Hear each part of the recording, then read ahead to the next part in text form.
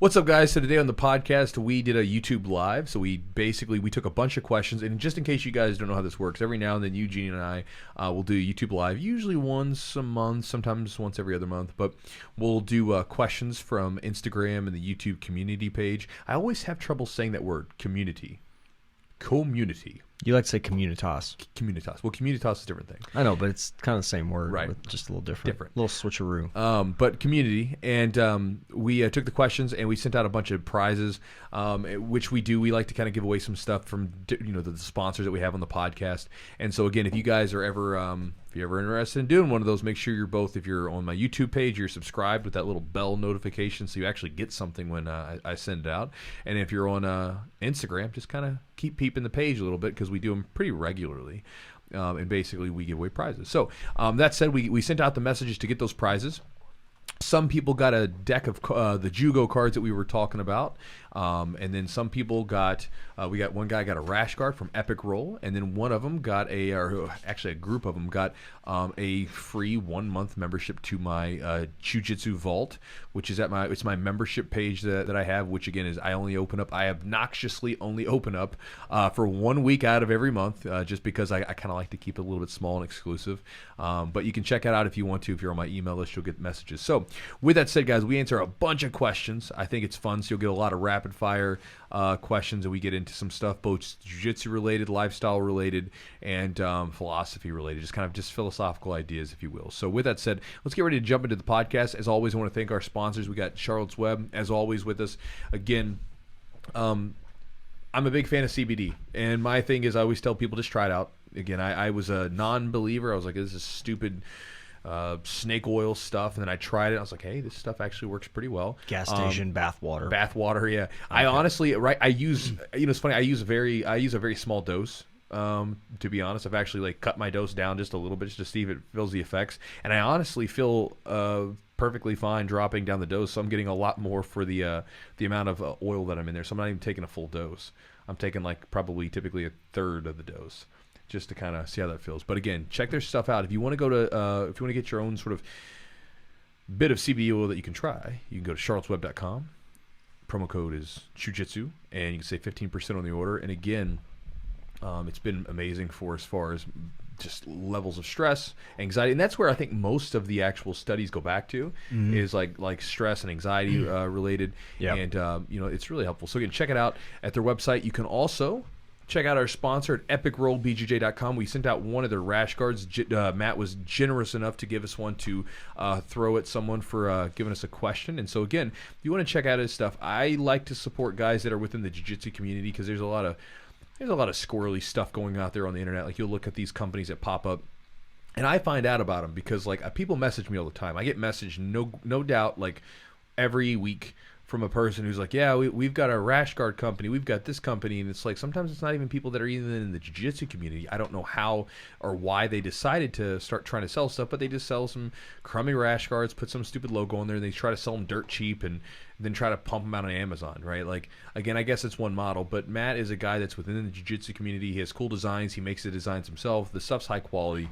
So again, if you want to check his stuff out, he has everything from t-shirts to rash guards to gis, the whole thing. And again, there's something, I'll tell you why. I like buying stuff, and I like supporting stuff that not everybody has. Yeah, for sure. And that's just, I've always been this way. It's unique. Makes you different. When I first started doing jiu-jitsu, I bought the vitamins and minerals gi with all this stuff on it because no one else had one. Right? My coach was trying to sell me on getting an Atama, but everybody had an Atama. I didn't want an Atama. I wanted one that no one else had. And then I remember Gameness got really big, and I was like, I don't want a Gameness gi. I want one that no one else has. Right? Because Gameness back in 2004 or 5 was one of the big dogs. Yeah. I mean, everybody had a Gameness gi. First gi I had was Gameness. It was either a Gameness or a Atama. Everyone had those two. And I was like, I wanted something different. And so I've always, even with MMA shorts, I remember all the guys would have certain MMA shorts. I wanted to be different. And so one of the things I like about smaller groups or companies and even people that make designs is not everybody's going to have it. You get to be kind of I have something you don't have. There's always something kind of fun about that. And he also has some new shorts on his website. And he also has this. If you do nothing else, if you buy nothing else, just check out the Urban Legend line that he has, both the rash guard and the T-shirt. It's a fun design. I genuinely enjoy the design of it because it's so ridiculous, especially with like 2020. It's a very fitting. Yeah. But if you want to check out his stuff, it's at epicrollbjj.com. Promo code is Chewjitsu, and you save 15%. 15%.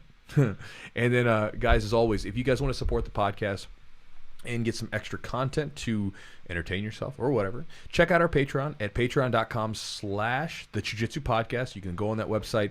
And again, we have a membership there where we share podcast extras, videos. I've actually started sharing bits and pieces of different things that I post back in the back end of my website, like my vault and stuff. It's like you get a few little bits and pieces of content as well in there. But you can check out the website there. And again, it's $7. It's less than 23.3 cents, or it's 23.3 cents a day, whatever it is. It's not very much money, and it supports the podcast, helps us make more podcasts from this. So if you enjoy it and you want to support us and help us out so we can keep going for you and keep trying to bump it up, and in the future be able to bring out more guests, actually. Because one of my big plans, which kind of got derailed in 2020, damn COVID, was to bring out more guests. I want to bring out more guests for you guys and actually have them in person. Yeah, for sure. Because that's going to be kind of like a fun thing. So like, well, we're working on the podcast room. We're going to remodel a podcast room, make it a little bigger, nicer, and better experience, have more people in. So if you guys want to check that out, we have a bunch of stuff in there. I've already talked about it a bunch right now, so we'll let it be. But again, with that said, we'll get started with the podcast. Hope you guys enjoy this one.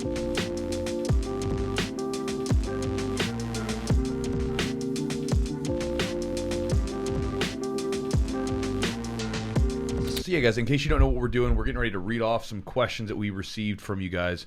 Thank you to D-Style Boxing for the what did he say? The donation. He said, been subbed for a while, El Paso, Texas. Thank you, sir. Thanks, brother. Or appreciate you. Whoever.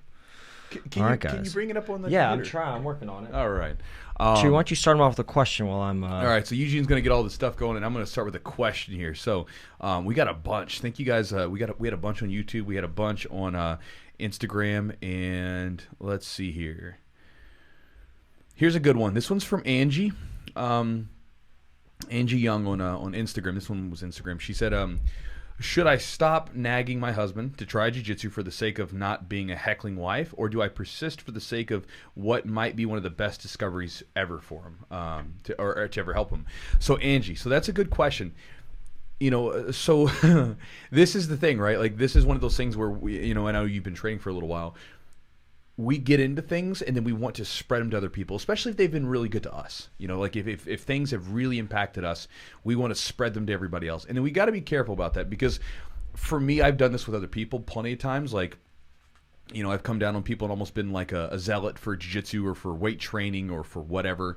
And you got to be careful, because you don't want to come across as like one of those people that's like, you know, a hardcore carnivore diet or hardcore vegan diet person who then like proselytizes other people because of their views, you know?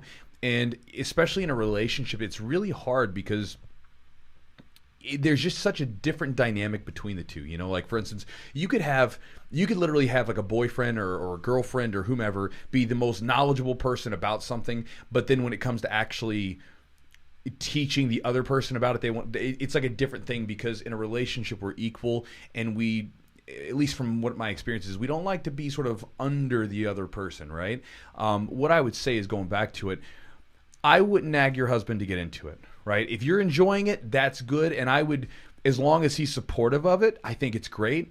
And just keep training. And if anything else, a lot of times people make the decision to do things when they're ready for it. And that's why I say that, you know, the best way of being is not to point and wag the finger at other people, or be, as you called it, a heckling wife, but instead be the light. Be the light that attracts the bugs, attracts the moths, right? So in the summertime, if you look up at the lights, there's bugs swarming around the lights. So just like that, people are attracted to people doing certain things, you know, and it impacts people in certain way. And so a lot of times when people see other people making big changes and doing things, a lot of times it can impact them in a positive way.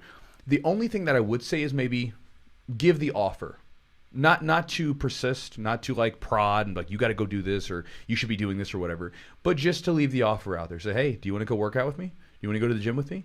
Like, hey, you want to try it out? Whatever, that kind of stuff. Leave it out there for them and let them take it if they want to. But I wouldn't be the heckling wife or push them too hard, because a lot of times when people push on people, when they push their ideas on people, I mean, we see this right now. When people push ideas on other people instantly, knee-jerk reaction is to resist, even if it's a good idea. Because people don't like to be pushed on. They don't like to be like, you got to do this, right? So I would just leave it for him to try and encourage him to try it if he wants to. Leave it out there for him. But otherwise, maybe they have different discoveries that they need to find and, kind of go from there. All right. What do you think about that? Because you've been married for a while. Like, I mean... So I have a couple of theories on this, not theories, but experiences. One is actually teaching jiu-jitsu to my wife. Yeah. And then also like giving medical advice or like physical therapy advice to family members. Sure. It's kind of like it's something about you being family or something that they don't want to be told. Like, hey, yes. I don't want to be told that this is the way, like, that I should do it. I want to figure it out on my own. It's like making your own path. But also I think when it comes from somebody else, it hits you a little differently. Yeah.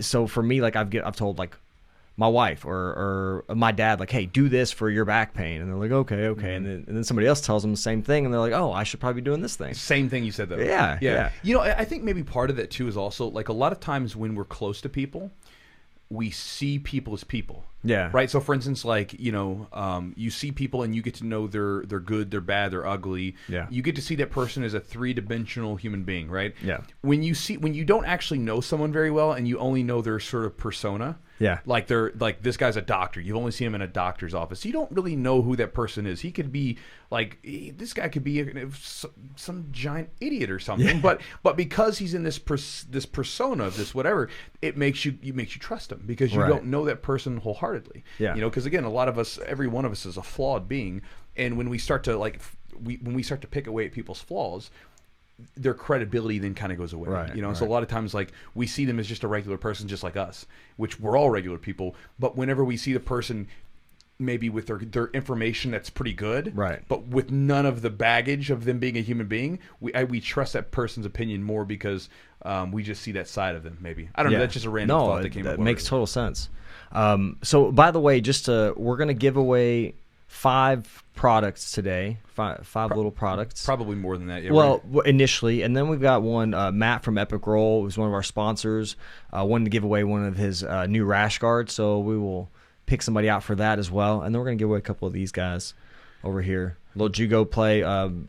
Those are great little cards for a lot of different reasons. Yeah. So yeah, that's what we're gonna be doing. Shout out to who we got in here. I'm just looking at the thing. We got a. Shout out to... Can you see those? Yeah, I can see them. Randall Martin. What's up, buddy? We got... Who was the other one there? What's up, Chewy Coops? Jiu-Jitsu Journey. What's up, buddy? And then we got... there's one more. There's another one. But hey, what's going on, guys? Yeah. we'll kind of keep going. So there's some great questions here. We'll try to... we'll pick a few good ones. So...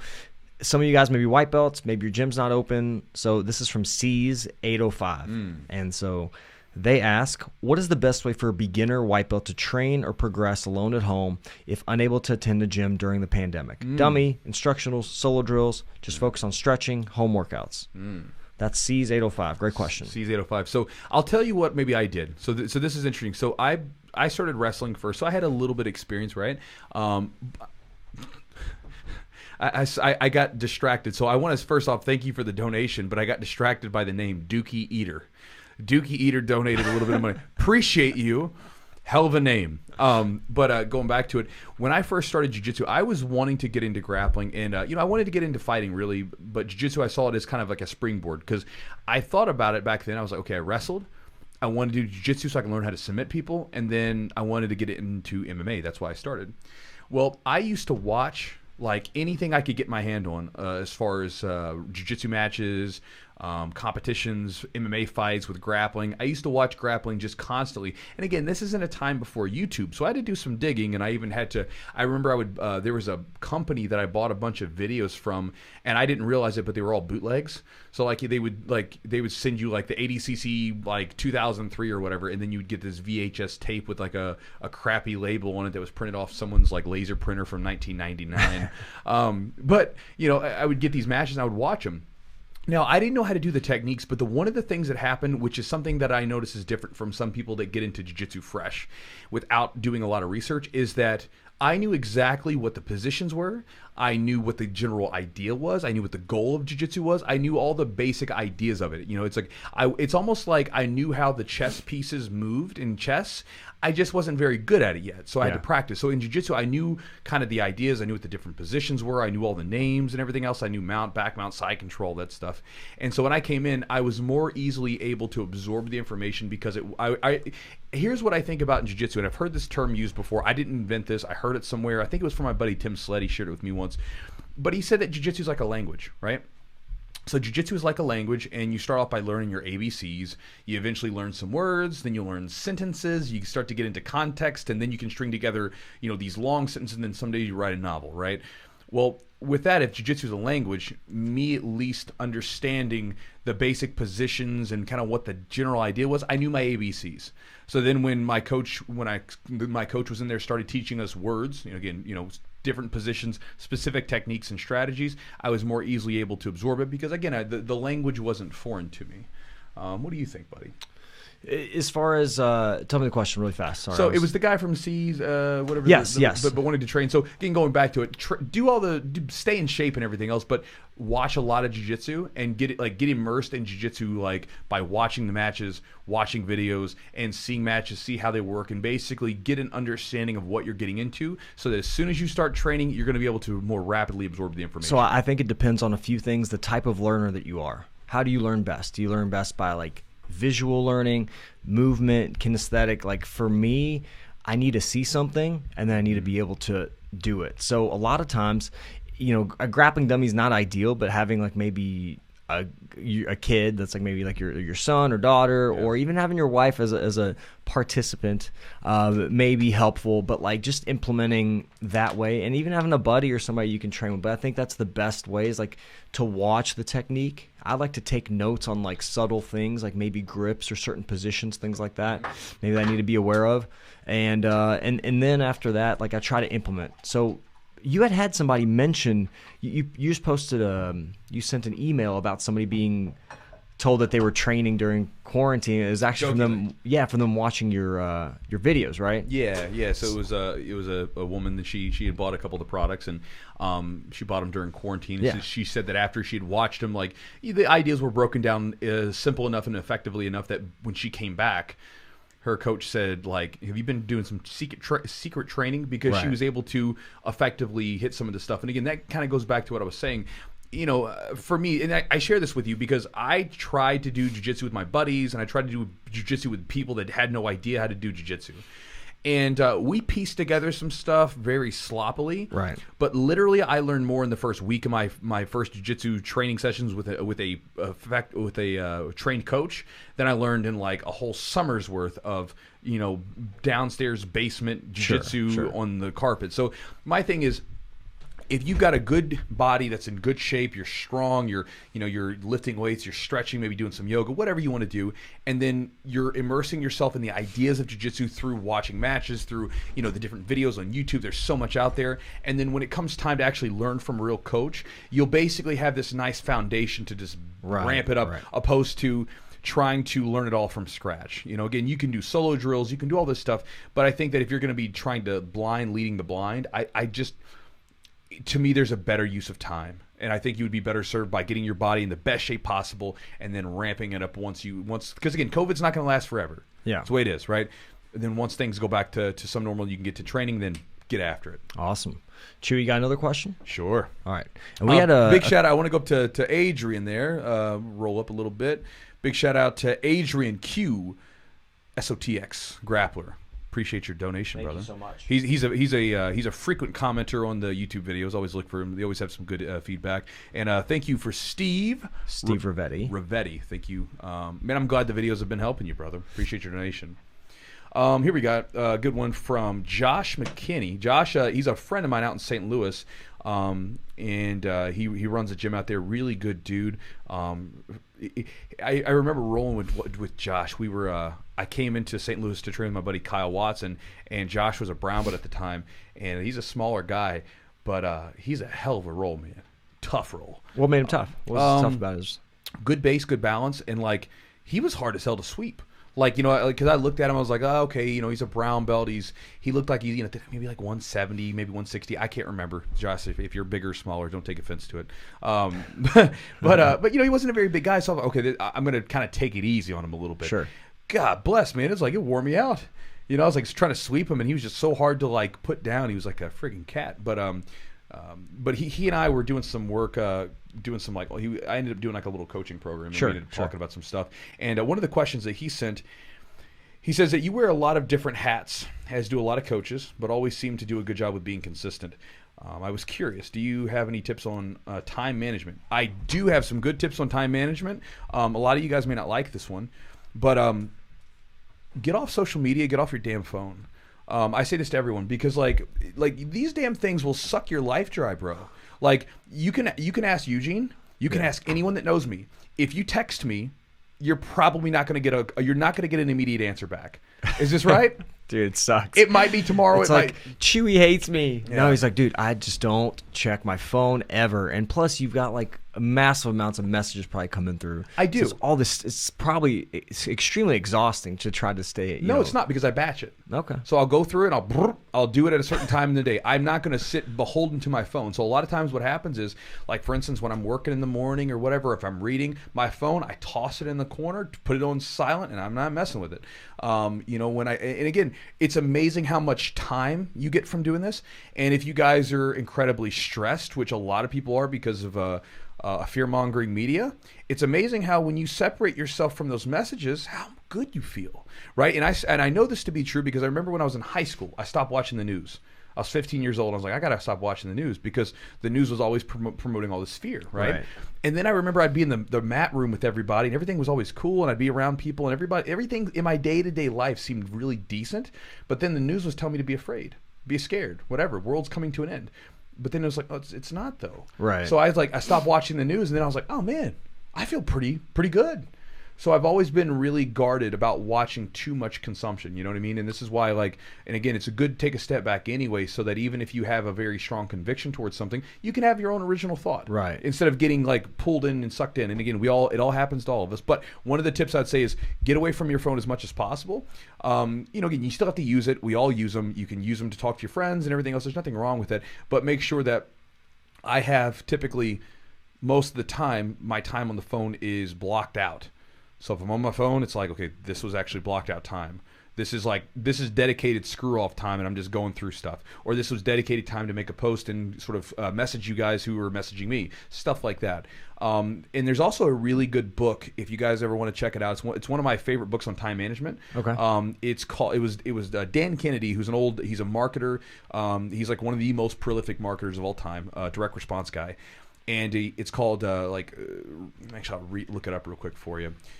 He is like this. He calls it like it's ruthless, right? He says ruthless time management. Dan Kennedy. One thing that I've done while Chewy's looking that up with the phone situation, I have a problem with being on my phone a little too much. So I've started kind of like leaving it in the other room, and then you still get pulled back because you may have an Apple Watch or it's one of those smart watches. I'll get rid of that stuff. And so you got to take that off too. So like sometimes what I'll do to take a little break, I'll leave my phone in the other room, and I'll take my watch off, or I'll put my regular, like I've got like a little G-Shock watch. I'll wear that thing just to like not feel pulled to constantly, because you know they make them that way. Sucks. So think about this, right? Like by the way, the book's name is No BS. Time Management for Entrepreneurs, the No Holds Barred, Kick Butt, Take No Prisoners Guide to Productivity and Sanity. Great book. Again, some of that stuff that he teaches in the book is going to be hard for people because we have these attachments. Like, for instance, I'll tell people sometimes, like I told one of my students, I was like, get off social media for a week.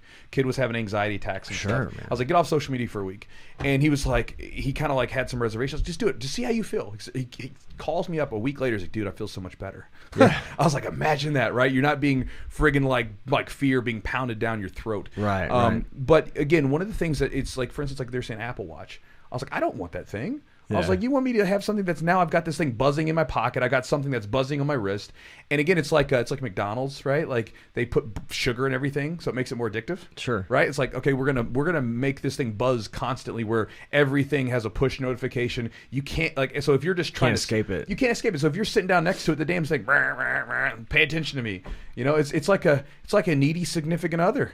You know? Oh boy. You talk about anyone in particular, Chew? Hey man, we all had one. Yes. You know what I mean? But Jess is not needy at all. I'm not saying that. No, Jess is fantastic. Jess is the best, by the way. Jess and I, we were talking about this last night. Jess and I, when we got together, I said, "Hey, listen, darling, love you." And I was just like, laying out the ideas that I had about a relationship, so we get that stuff out of the way. And I said, "Listen, I don't want to be on a leash." I was like, "I want a big fenced-in yard." Yeah. Like, we draw the boundaries. I feel like I have a little place to roam, but I don't cross the boundaries. But don't put me on a leash, right? I don't want to be on a leash. And so it's the same thing. It's like, again, just like that, you have to draw boundaries for your life. Sure. And for me, one of the things that is that I don't want to spend too much time on this phone. Now, I love using it like for Audible, my Audible subscription. I watch YouTube lectures on there constantly. But as far as like hanging out on social media, I've fell into the trap before too, where all of a sudden I'm looking at my social media times up, my work productivity is down, like my well-being is down because I'm mentally taking in other people's thoughts and not being able to have my own original thought. And so for me, it's a really good time to step away from it. But there's some other things that you can get into. Another one, just for the last one I'll share with you, is actually recognizing what your time is worth. Okay. So for instance, most people think of hourly work. Yeah. But the reality is, for most of us, we don't work 8 hours consistently and effectively, right? I mean, let's be honest, especially if you're a small business owner like Josh is and I am, you only get so many really effective hours of work every day, right? And if you were to take that amount of work, like those few hours are actually effective versus the time you're actually just kind of screwing off or whatever. Right. I mean, even an office job, like there's times where you're really burning it up, and there's times where you're just like sitting by you're sitting around getting water and at the coffee machine, like talking to people and stuff like that. You're not working. You're on the clock, but you're not working, right? But there's times where you're actually really doing effective like work. If you take that time and see what that's worth and then divide how much money you bring in versus that number, your time actually goes up. And so if you understand what your time is actually worth, like when people like sometimes will like, I've had people like ask me to do consulting stuff, and then I'm like, well, here's the time, here's how much it costs, and they're like, that seems ridiculous. I'm like, that's what actually my time's worth. It's like, and people don't respect their own time. Yeah. Right. They show up late for everything. They they give away their time too easily, right? And so they don't know what it's worth. And when you understand what it's really worth, that's a powerful number. And so that kind of can help you guide decisions more effectively, because when you understand what your time is really worth, plus it's the only resource you don't get back. Right. So why would you waste it, It sometimes I think it's hard for people to say no. For me, is like, if people reach out or have questions on stuff, it's hard for me, even if I don't have time, it's hard for me to say no, because but again, you have to go back to seeing what your time is worth, because it's valuable. And, for me, like I've realized, like, is this worth me taking time away from my kids or my family? That's kind of where I compare it to. And I was like, man, I'd rather be with my kids and doing this kind of stuff. So that's for me kind of been a hard thing. But let me ask you this. What about scheduling? Going back to it. Go ahead. Saying no. Yes, that's a hard thing. That's a hard thing in general, right? Yes. We've been conditioned to not be able to say no. Right, because or you're an asshole if you right, because we kids start saying no when they're a kid, and you're like, you're doing this, right? Like, so a lot of times people that like they have to learn how to say no again, because it's a powerful thing to say no. I don't want to do this. I don't believe the way that you believe, right? But we get conditioned to not be able to say no anymore, right? So no is a powerful thing to take back for yourself. But going back to what you're saying, how do you schedule? Like, so I think that one thing I get off of task or spend too much time doing certain things because I don't really schedule my time as well as I should. Sure. How do you go about scheduling your time? Yeah, I have to do this because I for me, I've got this, I've got a sort of several irons in the fire. Oh yeah. So I typically the night before, I write down what my goals are.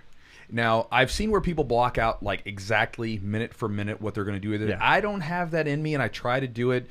and I just never really get it down to. So what I end up doing is I'll do something where I will, in the night before, I will identify what my main tasks are, and that's what I'll focus on, like 5 of them. Usually it's like 5 tasks that I really want to knock out that day, and that's what I'm focused on, and I just go after them. You know, and again, I kind of have an idea of what I've got to do that day, but I don't necessarily block it out. I just merely have my 5 that I have to get done, and I go after them. Yeah, so you keep it kind of, I guess, keep it kind of small list. Don't get overwhelmed. Yeah, because, I mean, think about it. Like, I mean, a lot of times people make these giant lists and they never get anything done. Right. You make a little small list that you can bite off. It's like, it's a lot easier to do. And it's much more rewarding because you're hitting a little bit by little bit. So typically, like, let me show you real fast. I think I got it here. So, what you got? I'll show you. So this is my weekly list. Do you want me to So, play it? There you go. Huh? What's that? Show it. So this is my weekly list. You can't really see it here. Okay. So this is my weekly list, and basically what I do is I have all this stuff lined out, and then what I'll do is I put on a little index card. Okay. That has my 5 from that list. Gotcha. And so you have like a master list. Yeah, I got the master list. This is what the big goal is for this week. And then I got the little card with me every day. So when I sit down to do whatever I'm doing, I'm like, all right, what's on the agenda today? Yeah. And I've got those little broken down. Yeah. And if for some reason, if I don't get it done, it's still on the master list. If not, I get to cross off the stuff on the master list and then move down to the next day. Gotcha. And so that's been really helpful to me as far as like managing multiple projects, staying consistent with everything, and being able. Consistency's hard, right? Because doing all the different tasks, you got to stay disciplined with your time because it's a lot of work on all these different areas. And so that's something I do that's really helpful. Yeah, awesome.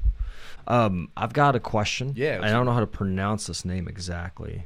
Or Kurt Quines, I think. Kurt Quines. So this is kind of, I feel like, what a lot of us have done jiu-jitsu for quite a while. We almost have all this buy-ins. Like, once we get to a point, we're not gonna quit. Yeah, of course. Like, so I don't know. Maybe people get unmotivated. But this is more a motivation question. How do you guys remain motivated and consistent with training? I feel like I try to find every excuse not to train.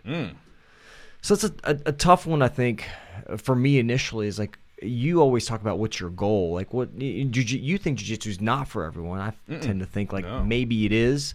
I'm more along that camp that I think everyone can benefit. Everybody can benefit. Right. And that's why I think it's for everyone. I think everyone should do it to some extent because I feel like it's so beneficial. I think things would be better if people did, not even just jiu-jitsu, if people did things like jiu-jitsu. Yeah, like difficult things, difficult combat sport. I think combat sports, one-on-one combat sports where you're doing some regular sparring, there's something powerful about that primitive form of communication that I think if more people did, it would be beautiful. Right. Well, what do you think as far as, do you struggle with, motivation? Is that something that you feel like maybe? Of course. Okay. Well, everybody struggles with motivation. What do you think it is? How do you realize, or maybe figure out like, okay, I'm having less motivation? And even I think one of the things is if you're not motivated, you should even be more. It's more beneficial for you to show up and train. So we talked about this on one of the Patreons, I think. So whenever I get into something, this is the way I've always been since I was a teenager, right? I end up creating these 2 visions for myself, right? One vision is a negative vision where it's all the stuff I don't like. For instance, here, I'll give you an example. When I was a kid, teenager, and I wanted to lose weight, right? I didn't want to be big and chunky and overweight. I felt like a fat loser. That's what I felt like. So I didn't want to be that anymore. So I thought about, in my head, what does that look like? Here are all the things I don't like about what's going on, and all the reasons I want to change, and the reasons why I want to work really hard, lose weight, all that stuff. Okay, so that's my negative vision. Then I had a positive vision. I started becoming obsessed with like losing weight, being in better shape, winning gold medals just like my other teammates were, and being a winner just like my teammates were, having girls be attracted to me, and me being confident about myself, all these different things. So I had these 2 contrasts, right? Right. Like the little devil and the, got a little closer, little devil and the angel sitting on my shoulder. So then, whenever it came time to not want to do the things I know I needed to do, I could look at that. Well, if I don't diet, if I don't work out, if I don't wrestle, if I don't go for the run today, I'm moving closer back to this thing that I don't want to be. If I go do this thing today, if I just do this one run today, and this would be like what I would say to myself, if I just run this morning, I move an inch closer to this thing I really want. your choice. Right. And for me, that's easy. That's an easy thing. And then after a while, when you start seeing results, positive results, and this is really the thing, when you do jiu-jitsu or when you do really anything, I think you've got to do it until you break past and see some results. Because a lot of times what happens is people fall short of that initial like breaking the seal phase. Like for instance, someone starts a business and or whatever, and then they don't make a buck. And they stop. It's like when they just keep pushing a little bit, make a little bit of money. They're like, "Oh man, I made some money." Yeah, that's a different. Like I know the first time I made $1 on a business, I was like a changed person. Yeah, right. It's like wow, like I made $1. I remember in jiu-jitsu, like, or I remember in wrestling, I remember losing or winning matches, winning my first gold medal. I was like, I won the gold medal.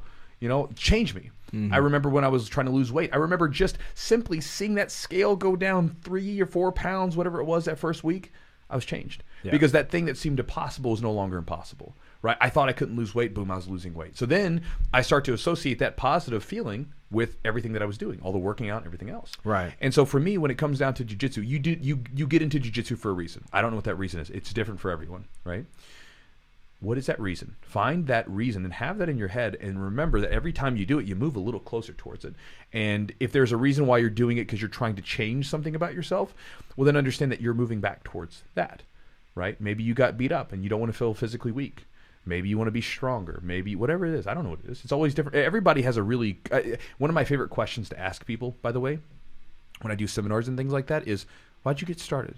Because everybody always has really cool answers. Because most of the time what drags people into jiu-jitsu is very interesting to me, because it's so wide and the reasons why people do it are so different. Yeah. Everything from like, I just got over cancer and I wanted to do something, whatever. There was one guy in Costa Rica who said his life felt that he was spiraling out of control and he wanted to find something to ground him down, to kind of be an anchor so he could be a level-headed person for his daughter, right? I mean, like all these powerful reasons, right? That have nothing to do with being in shape or choking people out. It has everything to do with like sort of this other stuff. And so understand why you're doing it, and then again understand why that is. And to me, having that sort of those negative and positive visions, because I'll tell you right now, when you read if you read biographies like I do, you start to notice this trend of like successful people. They harness negative energy. Like there's all that guru BS about like be happy, positive all the time. Like we all got negative feelings. Harness those negative feelings towards something productive, because when you read through all these biographies, it's something you notice over and over again. Like these dudes just harness negative energy. Even like I was recently like flipping through that Michael Jordan documentary. And he was talking about he would like think to himself that dude said something negative to him, so then he'd come back and like just crush him in the next game. He's harnessing negative energy, and the dude would be like, I never said anything to him, but in his head he's harnessing a negative power. He had to motivate himself, right? Exactly. And so sometimes that negative energy can be a powerful thing, man, to prove people wrong, to prove yourself wrong, whatever, to make things happen. Like it can be a powerful thing. So yeah, I think the main point that you always say to people about motivation is, what's your goal? Like, why are you doing it? What's your why?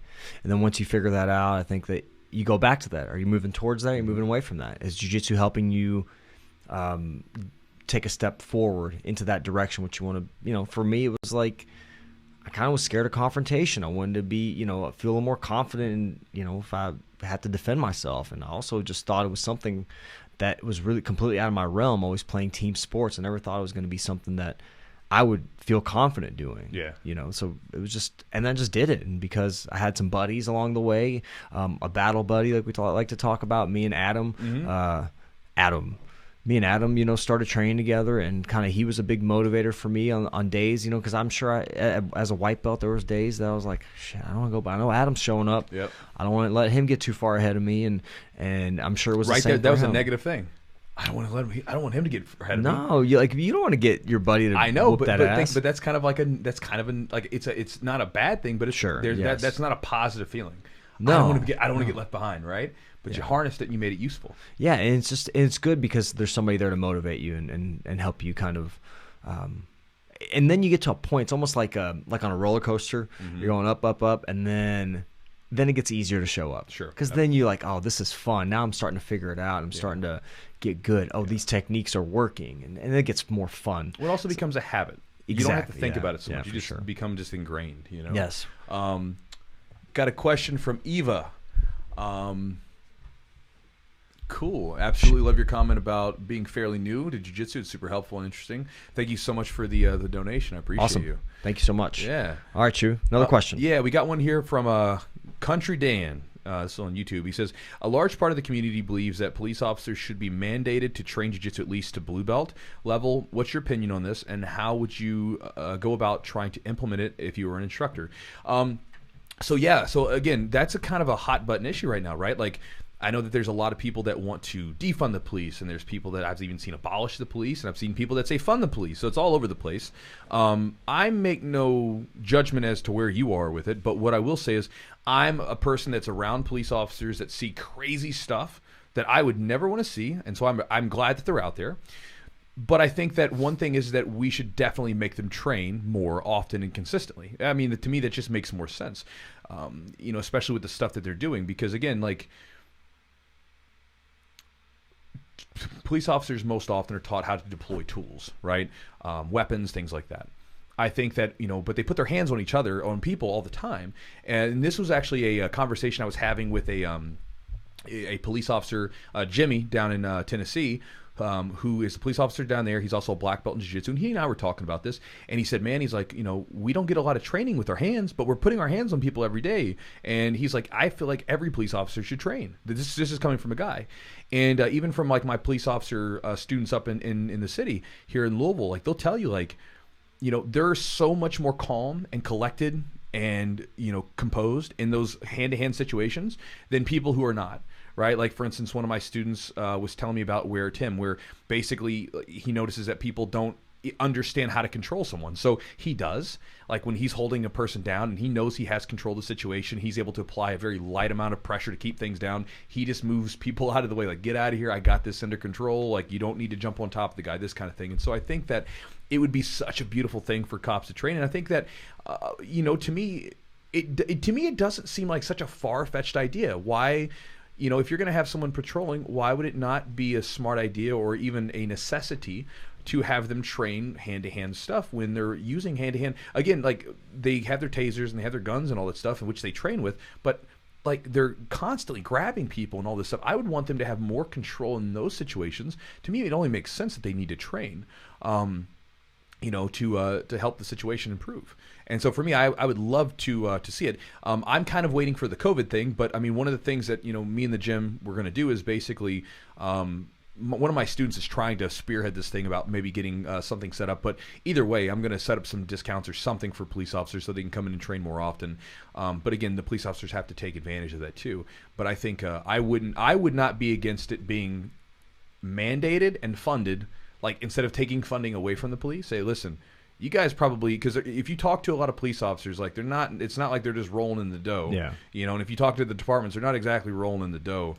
I would like them to see them funded better and have more consistent training and make it mandatory, right? To say, listen, you have to learn how to train better with your hands. So this way you could be more effective, and be more comfortable in situations. Because there's a point of, like, where we all know this. When you're physically confident in a situation, you're cool, comfortable, calm, collected. When you're not physically comfortable, when you're insecure about what's going on and you don't know if you can take care of the situation, then you make bad decisions. And I can tell you from multiple students of mine who've trained and been in all kinds of altercations where, like, one of them in particular, he literally, by the book, guy had a knife, whatever, and he could have legally drawn his weapon and would have been completely fine with it, but he did not, because he's a Christian. He's like, man, I don't want to kill this guy, and I wanted to use my jiu-jitsu to stop it. So he put the guy in a Kimura, got his knife out, and removed the knife. Yeah. So I'm like, look, it's a powerful tool that people can use. I think like Jocko was on the podcast with Joe Rogan talking about constant training. Not just you do that training once and that's it. Like, constant training all the time. Well, it becomes your norm. Mm-hmm. That high anxiety, that high stress, someone holding on to you, grabbing you, fighting someone, you do that every day. Yeah. And so when you do that every day, it gets to be, really the norm. It's kind of like if you want to get better at competing in jiu-jitsu, well, you should compete frequently, because you're going to find you're going to be more comfortable in these hectic situations. But we had a student, I don't even remember his name. He's a white belt, maybe 6 months training. Somebody was like stealing something from his store, I think, and he like apprehended him very simply with like Kimura. So like, I think that having a blue belt situation where like most cops train a blue belt is like gives you a good prerequisite. Like, this is just like the baseline. To me, it's not even blue belt. I don't care if you ever get a belt. My thing is if you're going to be a police officer that's out on the street, like, that's going to be putting your hands on someone, you have to train. Okay, that's just simple as that. Here's an idea. What about, like, just say, like, I think this is the case for police officers. They have to like shoot so many number of Yeah, rounds. exactly. That's what I'm saying. So what I'm saying is not necessarily do like a blue belt, I guess, which Yeah. you brought up a great point, but say like you have to attend or you have to clock this many hours of grappling time or hand-to-hand combat time. We actually did something years ago where we had a group of police officers come out to train with us at the gym. Yeah. We basically gave them a free class. We said, hey guys, come out. And so we had them. They did like an in-service type thing. Right. About an hour before their actual thing started. They came in and they trained, and again, like they were super receptive to it and everything else. But I think one guy said like he kind of hurt his wrist or something. Yeah. And so then like that looks bad because then you're like, well, what happens if someone gets hurt? And then I'm just being like, it's the same reason why like in the military they have to be careful about it, because back in the day I remember I was talking to a guy that's he was stationed this guy named John, Lieutenant Colonel, and he was saying that the Army was like being a little bit more careful about the combatives tournaments. Yes. Because it's like you don't want to beat the hell out of your guys with this physical like one-on-one stuff when then they're not combat ready. They can't go fight because they're injured. Yeah. And so one of their worries is like these cops going out there doing jiu-jitsu and they can get hurt, and now they're a man down and they don't have that person to staff. Take away the variables. You know. So again, I mean, there's so safe. There's ways you can train safely. There is, but there's always going to be a risk. But to me, the risk of someone, you know, again, all of us train, that you get injured. You get injured sometimes. It's not very often. And so the likelihood of you getting injured, but to me, of putting you in a better situation to de-escalate, to be in control of situations on the street, to me that's a risk willing to take. Right. Personally, that's I just agree. me. You know? And just a quick mention to Blue Jitsu. So we had Chris Sizemore on the podcast, and him and Paul Hogan, I believe, they run kind of like, they're out of Kentucky, and they just basically do free seminars for police officers, which is a great thing. They're both Chris is a black belt now in jiu-jitsu, and Paul's a brown belt. Yeah. And they're both police officers, and they train. They know the benefit. And they're advocates for getting other police officers. And I think they're doing it from within the community. Because, again, me saying, hey, you should train jiu-jitsu versus a police officer who's saying, listen, you should be training. And by the way, we have classes where you can come train with other police officers so you can get used to what this is like. Yes. But, you know, I even thought about this too. Here's another thing I think is really interesting. Like, this whole crazy stuff on social media, right? You would get, to me, it's like you would get this distorted view of what reality is day to day for most people. Yeah. But when we come into the gym, dude, like right now, like seeing people, it's like, I mean, you're with people of different walks, different creeds, different religions, different everything, man. Some guys that, I mean, are like completely polar opposites on the political spectrum, but we're training together and it's all good. Even one of my guys, so we've got a guy that trains with me right now that's he's a retired police officer. Yep. Right? And then we have a young guy who's a young black man. They don't see eye to eye on everything.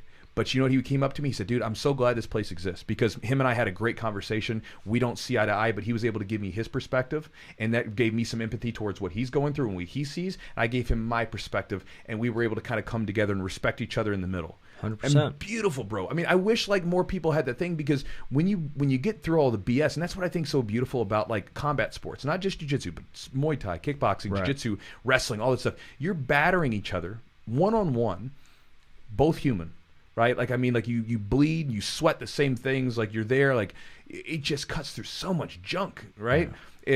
Especially if the environment's good. Right. And at least in the gym that we have, we've got a cool environment, and it's just kind of cool to see people to be able to talk and not necessarily hate each other, even if you're a little different. Say, I don't agree with everything you say. I agree with some of the stuff you say. But again, finding some middle ground with one another is a beautiful thing. Yeah, so, you can always learn from those people, too, that have differing opinions. Right. So I think that even being a police officer, there would be an advantage for you to train where you're going to see all these different wide swaths of people. So again, you're around all these different people all the time. So again, just so you don't become insulated in one thing or the other. Just like, because we all can. We can all become insulated in our groups. Even me, I can become insulated in the fact that the mat room is always cool as hell. Yeah. And sometimes there's crazy stuff going out that sometimes I have to take notice of. Yeah, and I think in another way to look at it, if you have a police officer that trains and you're maybe somebody that doesn't agree or is not a big fan of police officers, you get to know these people as people, not police officers, as people. And you're like, oh, man, they're not a bad guy. We're teaching each other stuff. He's giving me a tip here. You know, we're taking care of each other on the mat. You know, we're training hard, and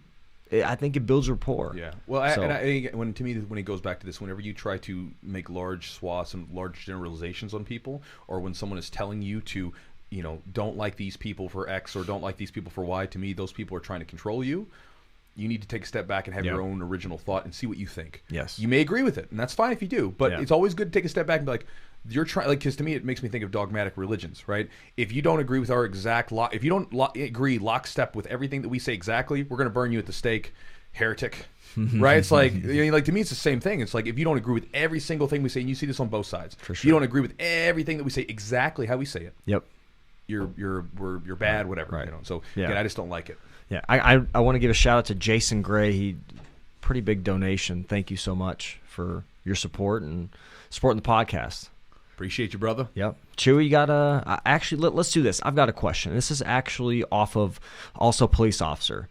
I believe it's T Hunts, and he says, I'm a police officer and BJJ practitioner. Yeah, I was going to get. I'm a I had bit it cautious too. Yeah. of going back to the gym because of COVID. Not necessarily for myself, but more so that if I'm exposed, it affects a significant portion of the police department. Do you have any recommendations on how to go about safely practicing? Thanks, brother.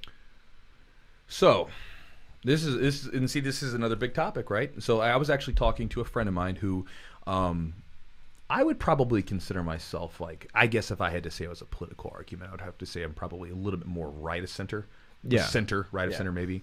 I'm more for like just more liberties and things like that. My buddy's left of center, and he's not against liberties or anything like that, but just his view on things, right? And we both agreed like this. And this guy is also a doctor. Like he's like a doctor that deals with like vaccines and immunizations and stuff, right? Yeah. So this guy's not a dumb guy. He knows a hell of a lot more than I do. And his thing is he's like, look, we can't shut everything down forever, right? Like we understand that we don't know everything about the darn thing, but we definitely need to protect some people in the population more than others, and we need to do some stuff.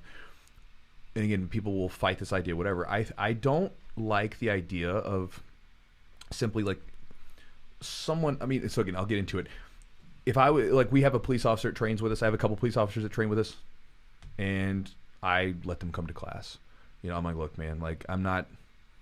If you step out of your house and you do anything, to me, it's like you accept that risk. I'm okay with that. Like that's just, to me, that's what it is. It's like you accept the risk. Yeah. It's like if you go out and go about your day-to-day life and like whatever. I mean, that's just never in our lives are things 100% safe. Yes. You might die in a car wreck. You might, go out and get flu or something else. You could be exposed to carcinogens and that affect your body later on. I mean, there's a million things that can happen to you day-to-day life. Yeah. Like the idea that life is somehow like safe is an illusion, right? Even like the idea that like society is 100% safe all the time is an illusion. Yeah. Right. It can break down. It can fold. It has in the past in history. But if I had a police officer that wanted to train and he was worried about it, I would just say, I mean, I'm not against it. If there's something that makes you apprehensive, then I would say go follow your gut. And this is my thing. I don't criticize anybody on any side of the argument. So whether you think we should all be locked up and whatever else, that's fine. That's your thought. Whether it's people that like call people sheep for wearing a mask, I don't agree with that. But hey, whatever, it's your thought, whatever. Yeah. But I think that again, if you don't want to be outside, whatever, just stay inside. No big deal. But if you're willing to take the risk, I think that we should allow people to take certain risks. And so again, with a police officer, if you wanted to train, I'd say you can come train. Again, if you don't want to because you're afraid, don't train. But again, that's my thoughts. Yeah, and maybe some ways to, even if you decide you want to train but minimize your risk, you might Get want tested. Yeah, Get tested on a regular basis. Yep, and then the other thing is, I think, try to maybe say, all right, I've got a group of other people that want to train around the same time. So to minimize, if you're like, man, I gotta go and train, get smaller groups, and try to maybe even like work with your coach or your gym to see if maybe you guys can get like a special time. Yeah, I know or just a certain number of people to train. I have a few students right now that are they bought some mats and they're training in small groups of like 4 or 5 people. Yeah. And that's fine. And they have they try stuff that they're working on and everything else, and they're just kind of waiting for everything to settle down, and that's cool. We got guys that come train in the gym. That's cool. Yep. I'm getting tested regularly right now just to be on the safe side. So like just to make sure, so like I'm just kind of checking my everything else. I'm not one of those people that thinks it's nothing. You know what I mean? But again, I just think that in the end, life has never been 100% safe. Yeah. And again, it's just not. Well, just like injuries are always there. Injuries are always there. Like there was a question, I don't know who asked it, but they were like, "How do you deal with the risk of injury?" For me personally, that was a huge thing as being like, because you're a PT. physical therapist. Yeah, I use my hands. My hands are everything for me, and it's just like, man, look at the good, the bad. First of all, have good training partners, have a good gym, solid gym, have really people that understand jiu-jitsu a little better. The same thing with leg locks. We had Dean Lister. We talked to Dean Lister on the podcast, and Dean was talking about, you guys had talked about leg locks, how injury risk. Once you took that stigma, that fear out of training leg locks, and you did it in a controlled manner, less injuries. The more education, the more education that we have with leg locks in the gym, the less injuries we've had. Period. Yep. Like I remember, because we didn't used to do leg locks as much, and part of it was because I had bought into the BS myth that somehow leg locks are far more dangerous than regular stuff. Yeah. Then started learning how to do them, learning how to tap, because again, one of the misconceptions is you're going to get everything tore up. If you know when to zig and when to zag properly, and if you know that, like, listen, if I catch your heel in a heel hook, I'm not going to crank it. We don't crank in the gym. Like, I'm not going to bust your stuff. Give me that gaze, the gaze, that stone cold I'm going to stare. look at you stone cold and say, I got you. But no, but even like with an armbar, I don't take, like, if I have a partner in an armbar, I'm not going to pop his arm in training. Right? I'm going to hold it and be like, I got you. Like, you know what I mean? And even for me, that's like a test in, like, can I control this dude? Like, can I make sure that I've got like 1/1000 to it? You're not getting out of here, So yeah, I think that, Dean Lister talked about that. And, as far as injuries go, here's what I say. I say this all the time. I've met people that are like 30 years old and they are broken, right? They've never done anything. They don't do anything in their life. They're broken. And then I've got people that are 30 years old and they do all kinds of stuff and they've got problems too. You're going to rust out or you're going to wear out. Like, you don't get to keep this body forever. You got it for a limited time. I would rather use it and have some cool-ass experiences with it than, like, look back and go, man, you know what? I'm getting ready to kick the bucket. Doctor says I've got about 24 hours to live, and I've got great knees and shoulders, and everything feels fantastic. I want to be crawling across the finish line of my life, be, like, ready to go. Like, I'm ready to be put down. I don't want to be here anymore, He's every bit of juice you got. To me, to me, like, when you're talking about life is, it's not about just the quantity.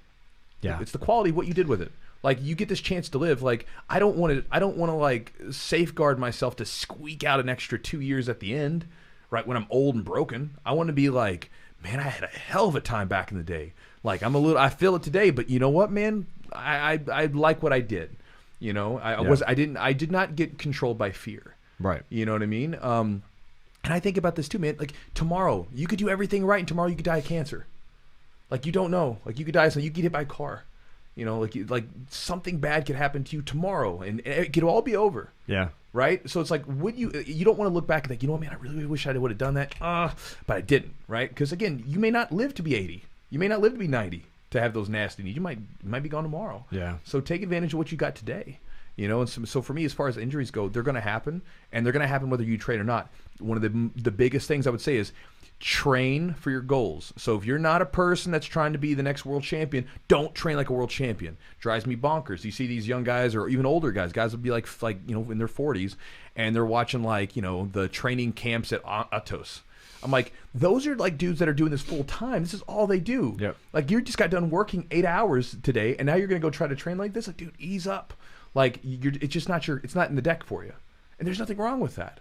Like, you know what I mean? Like, there's nothing wrong with, you can still train hard, you can still learn technique, but you don't need to train like that. Mm-hmm. You know what I mean? And again, if you try to, you're going to get yourself hurt. Yeah. Even taking rest days. If your body's broken down, take a day off. Yeah. Let your body rest. It's screaming at you saying, bro, let me sleep today. Just let me take it off. Let's just go for a walk today. Let me go for a bike ride. Just not jiu-jitsu today. It's every morning for me because I go to 6 o'clock. Oh, yeah. So it's every morning.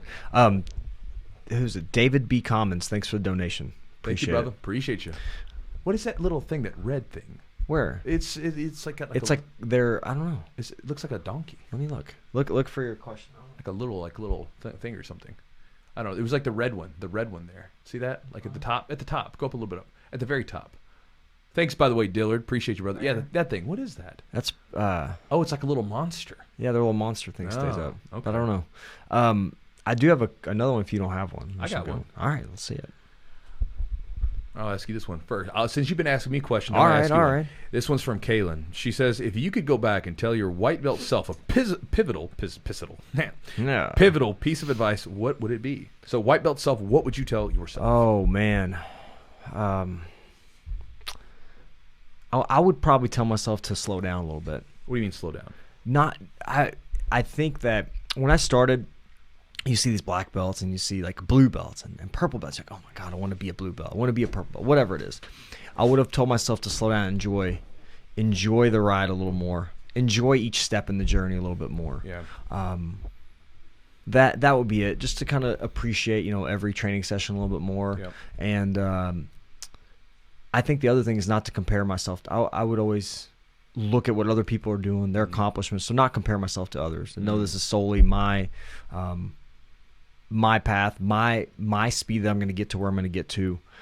I know where I'm going, and I know I'm going to get there. It just may not be as quick as some people. Life throws things at you, and so yeah, just don't look at other people, like their accomplishments. Don't compare yourself to others. It's hard though, because like 100%. Well, I mean, it's hard because you got to think about, like, first off, like we are in a, like, we do compare ourselves, whether we want to or not. We all do.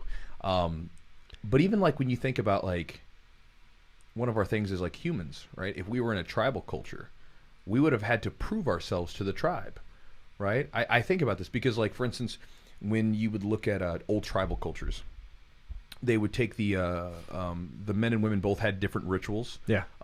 Where, with the boys, for instance, they would be taken out by the men in the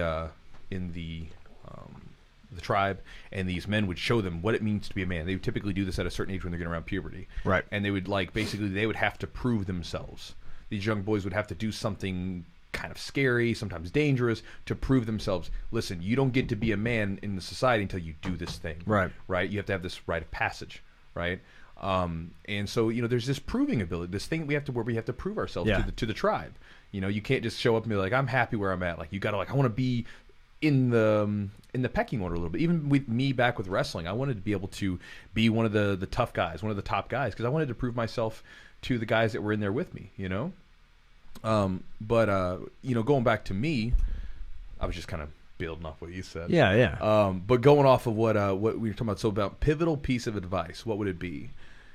I think about this all the time, and the first thing is that I always think to myself is like, well, I learned a lot from screw ups, so I wouldn't really want to change it because it worked out all right. The one thing I would say, and here's honestly, this is really not necessarily jiu-jitsu related, but it is. So when I got into jiu-jitsu, I had all these different goals, right?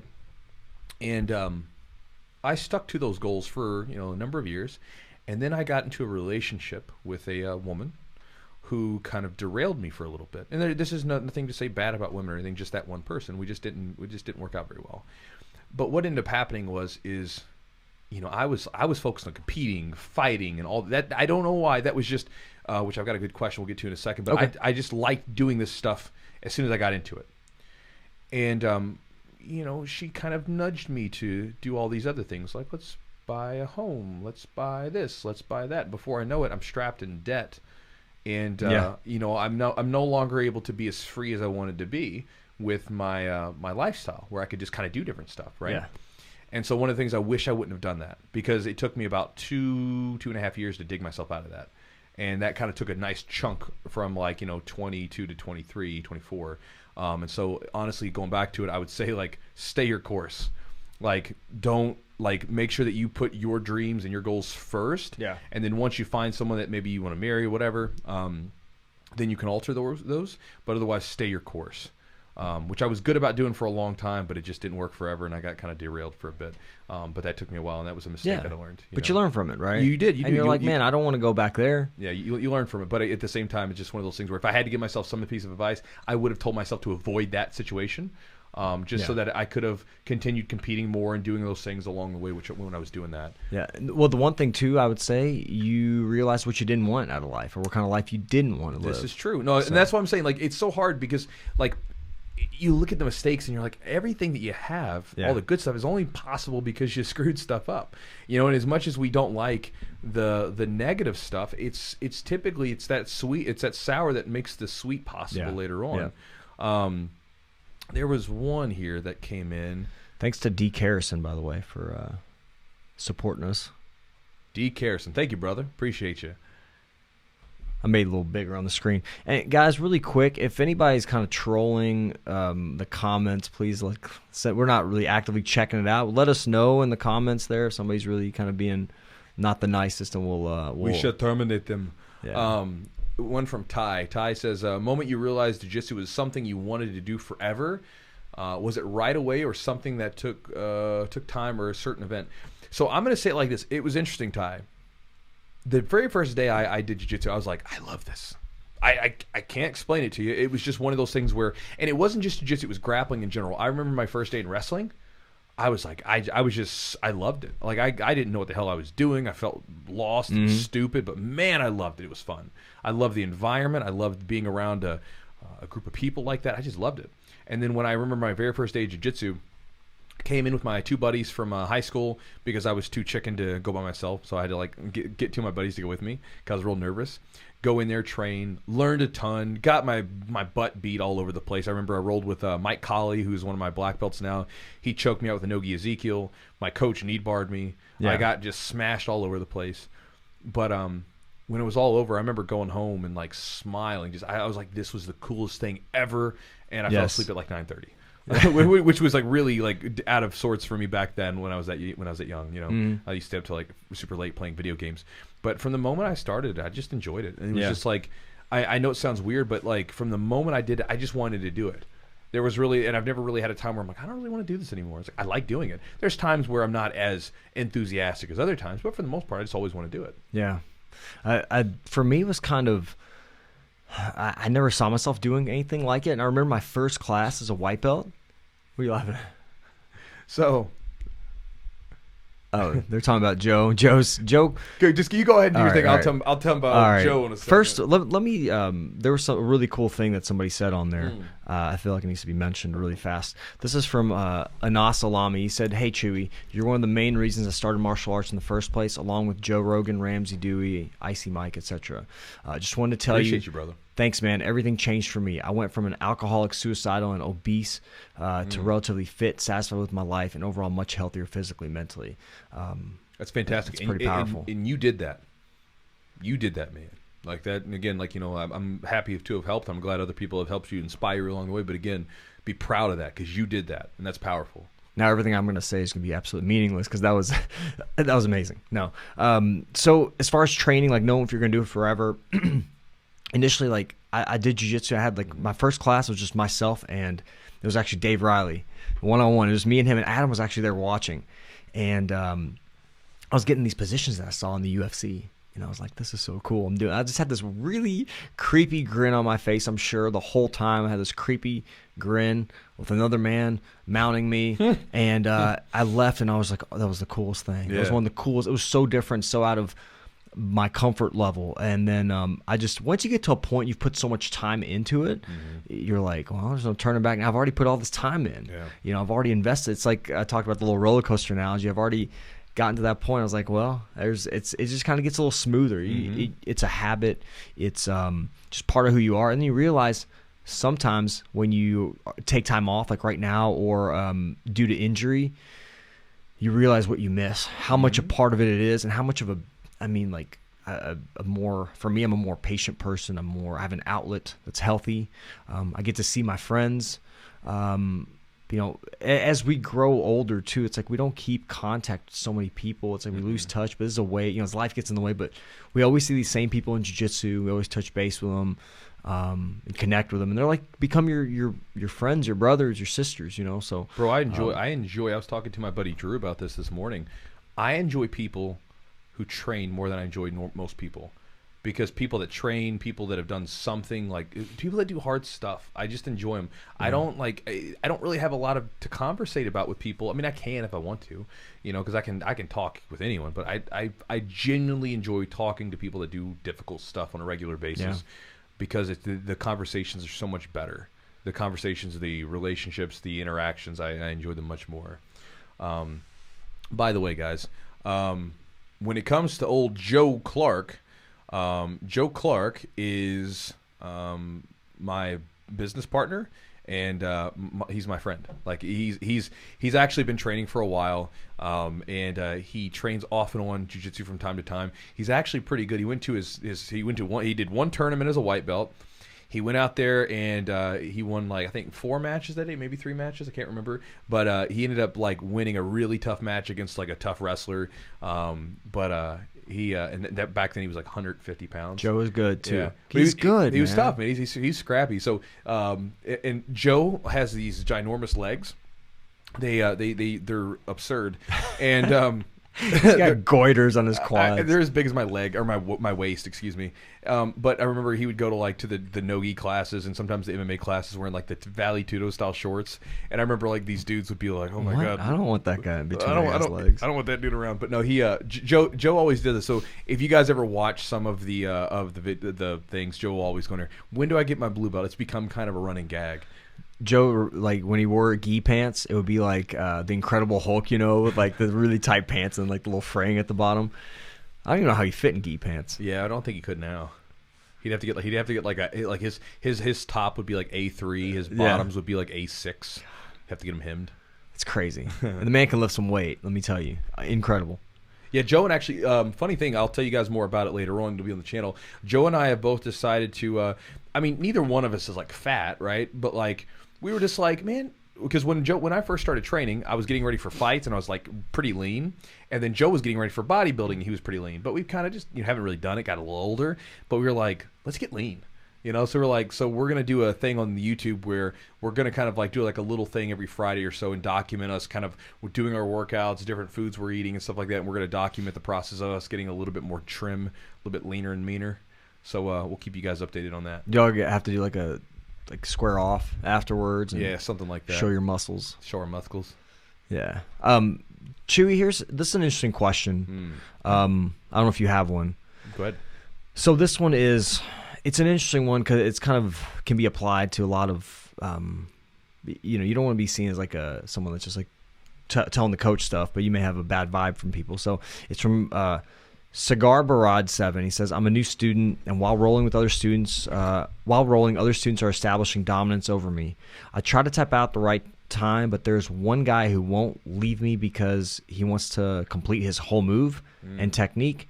It has just been my second week, and I don't have good feelings about this guy. What should I do? So he's read the part again? He's tapping what? Basically, like maybe this guy's just like not letting up on submissions. He's only 2 weeks in. He's basically saying, I try to tap out at the right time, but there's one guy who won't leave me. He says, leave me. So I don't know if that's but basically it's like maybe a guy's just kind of messing with him and two things pulling on submissions too tight. So 2 things on it is, one is talk to your coach. Like your coach can give you the right direction because it's always so hard.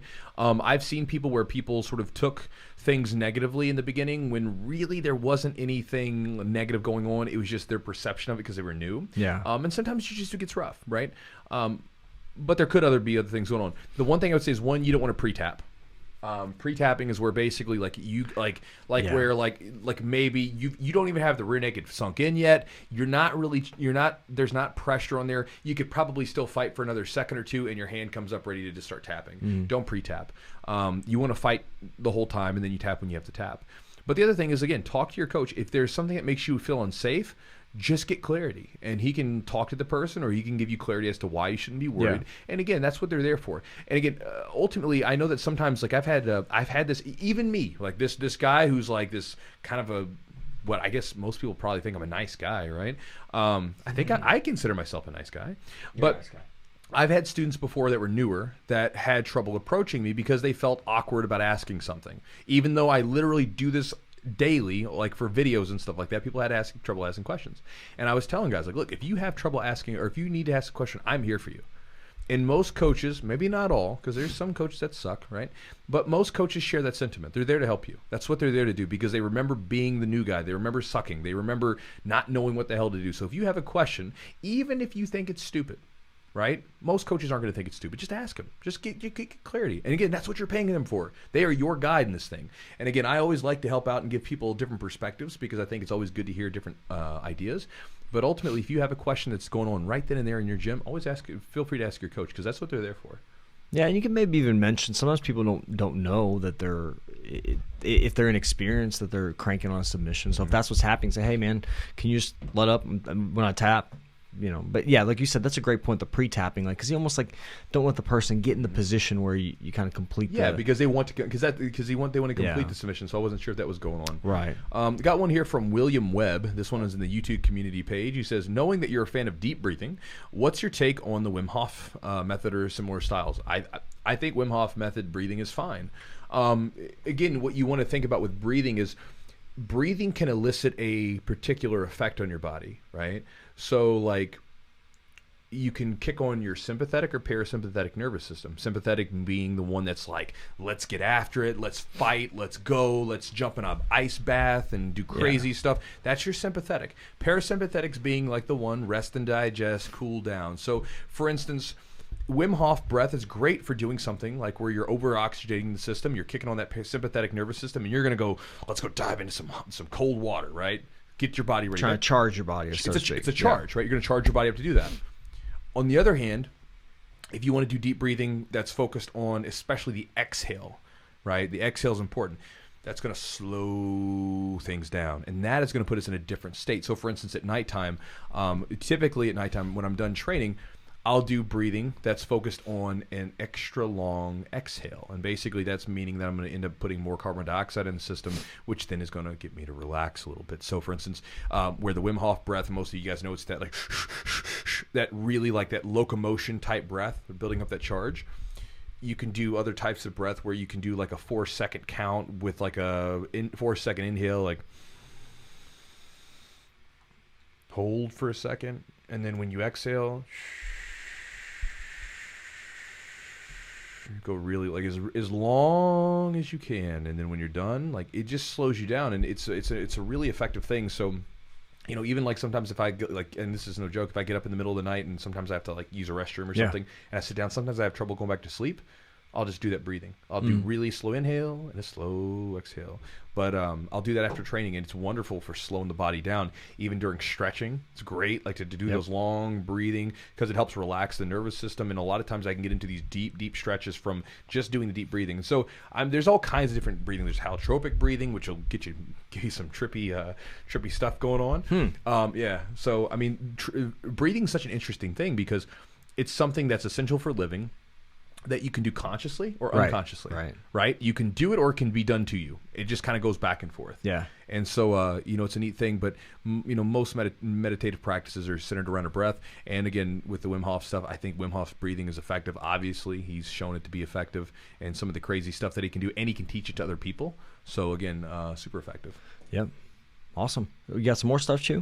I was going to look and see if anybody that was on with us today threw out anything, because I didn't want to leave you guys out. Let's go. We'll start at the top here. Let's scroll through the top and see what we got here today. So we're going to go through your guys' questions now. On YouTube. On the YouTubes. The people that are right here live, right? Let's see if we find anything. And I will probably, Chewy, how do you want to do the giveaway while we're looking? Is there any way we want to do it? We got 5. We're going to give away some of these Jugo card decks. We got some Jugo card decks. We're going to give away... we're going to give away Epic Roll, Rash Guard, the new one that Matt's got with all the Urban Legend stuff going on. So. Yeah, and then we're going to give you guys like some access to one of the digital products where you guys can check out some stuff. And if you're on... should we call their names out? Is that how we should do it? Or we'll just message them. Probably message them. So we got all the questions. If you can get the YouTube, we'll pick. I've got all the ones here. Yep. Are we gonna pick a few randomly? Is that how we're gonna do it? Right now? Well, no, we can do it whenever. I figure we just pick some of these people here that are here. MXSTIC. Do you know any good online sources to begin learning at home?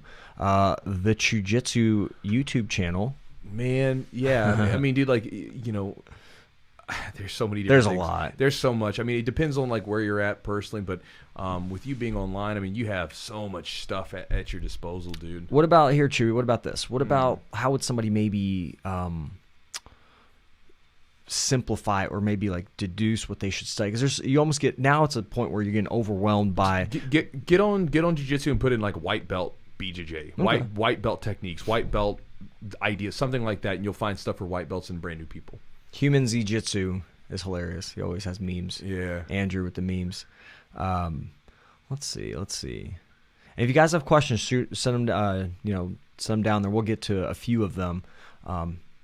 I don't. So have you heard about this right here? No. So I think Henzo made some comments or something that Sure. people think are. This is what any comments on Henzo Gracie's recent awful-looking tweets. I haven't seen them. I don't know, but I think what I heard was it was like anti-Semitic or there were some things that were said. I'm not sure. I don't know. But he's got, man, everyone that's close to him, and one guy that he's an Israeli guy, who is like very close under Henzo was like, man, he's nothing been so. The gist is people say things sometimes out of frustration. Nobody's perfect. Here's the deal. But Henzo is seems like one of the nicest dudes, very intense. But man, like everybody that's close to him that knows him well, knows that he's just a really genuinely nice guy and it's very supportive and helps bring people up. Yeah. A lot of people he's helped. Man, here's the thing. And this is something I've been doing since the COVID stuff started, right? I don't really judge anybody by their social media tweets very much, like because again, it's just so many people like knee-jerk reaction throw stuff up. They'll say incredibly crazy things or mean things or whatever, just like by knee-jerk reaction. Yeah. So I don't know what he posted because I haven't seen it, so I can't make an assessment. But I don't really judge people too much on the social media stuff because so much of it's completely fake. You know what I mean? Like even like I know people like hate on. A lot of times on Gordon Ryan. Sure. They're like, oh, the guy's whatever he said, or he's always shit talking, whatever. Then I've also seen that dude literally like go out of his way at a tournament to like take a picture with someone. So it's like, I don't know, man. Maybe he is that guy. Maybe that's just a persona. I don't know. So I don't really pay attention to it too much. And again, as I was telling you guys, I don't hang out on social media as much as some people might think. I like to talk to people in the confines of what I'm doing, and I'll do my own research on like the happenings of what's going on that day or what's going on around the time. But I don't really like to I don't really watch people's social media like a hawk. Yeah, and look at the consistency and like if people are really that way or like they'll alienate themselves from people. Sure. Like so the guy that I'm talking about that I actually spoke with was Haim Ghazali. He's like under Henzo and he had nothing but amazing things to say about Henzo, and he's someone that's very close to him that's fought in Bellator before, and his son's fought in Bellator. His son actually got like the fastest leg lock submission, I think. Yeah. I don't know. Like I said, I don't know what he said. I know that like sometimes in jiu-jitsu, like we sometimes have a humor that would not be considered PC by today's standards. And who knows what people say out of frustration. Yeah, exactly. I don't know. So I shouldn't even be talking about it because I don't know. Yeah, we don't know. But I don't know. I didn't know if you knew anything about it. Let's do this one. You want to do a little Masvidal or Usman? That's going down tonight. Well, or not tonight. I'm sorry. It's going down Saturday night. Man, so Masvidal stopped at like on the way to Fight Island and got pizza. Stopped to get pizza. I'm sure he's like way overweight too. I mean, underweight or overweight. I'm sure. Why would he be overweight?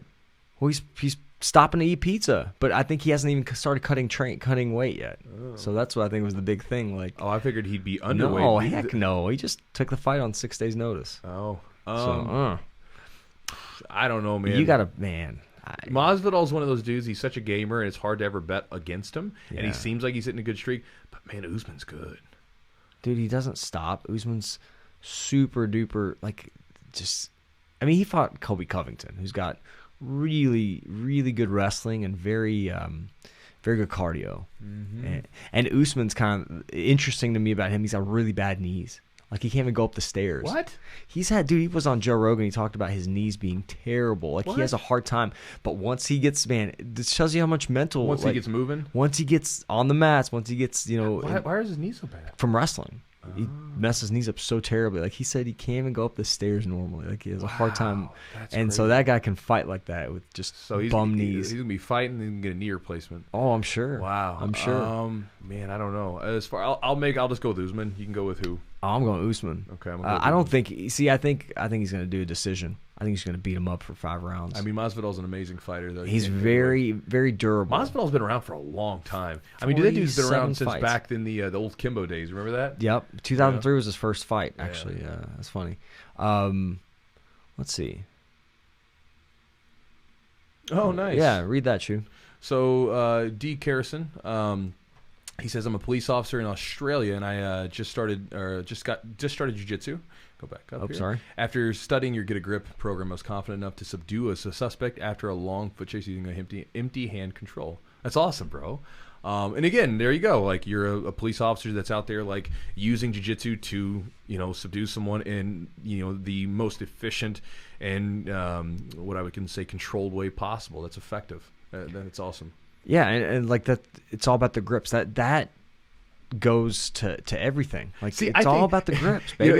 It's funny. It's like I remember. Here's a good story for you guys. So my students, they read my emails. In my emails, they're one part fun and story and whatever, and then I'll talk about the different things that I have going on. And we were at a tournament last year, and one of my white belts was like, he was just like making a joke the whole time. He's like, "Hey, Chewy, you could use that one of your emails for get a grip," and he just kept saying it. Yeah. And then the next time I rolled him, I was like grabbing his arms and stuff, and I'm like, "You see why they get a grip? Why I'm so like this is why I'm so like funky about it, because like it's just one of those things where if you can control someone's hands, man, they can't really do much. It's everything. If I can control your grips, if you can't get the grips you want, and I get the ones I want, I control everything."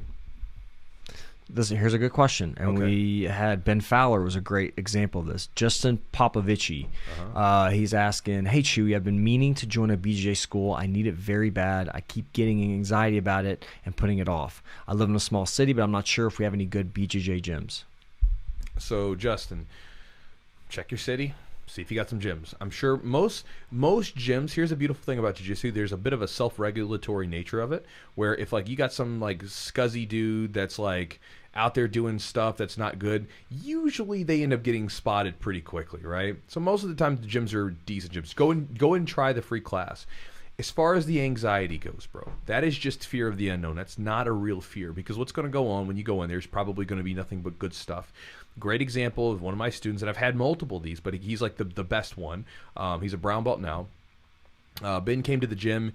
It took him like 6 months to get into the door. He said he would come up to drive in, and he was really overweight at the time. He would drive up, park his car, look at the on sign that we used to have flashing, and then he would drive off.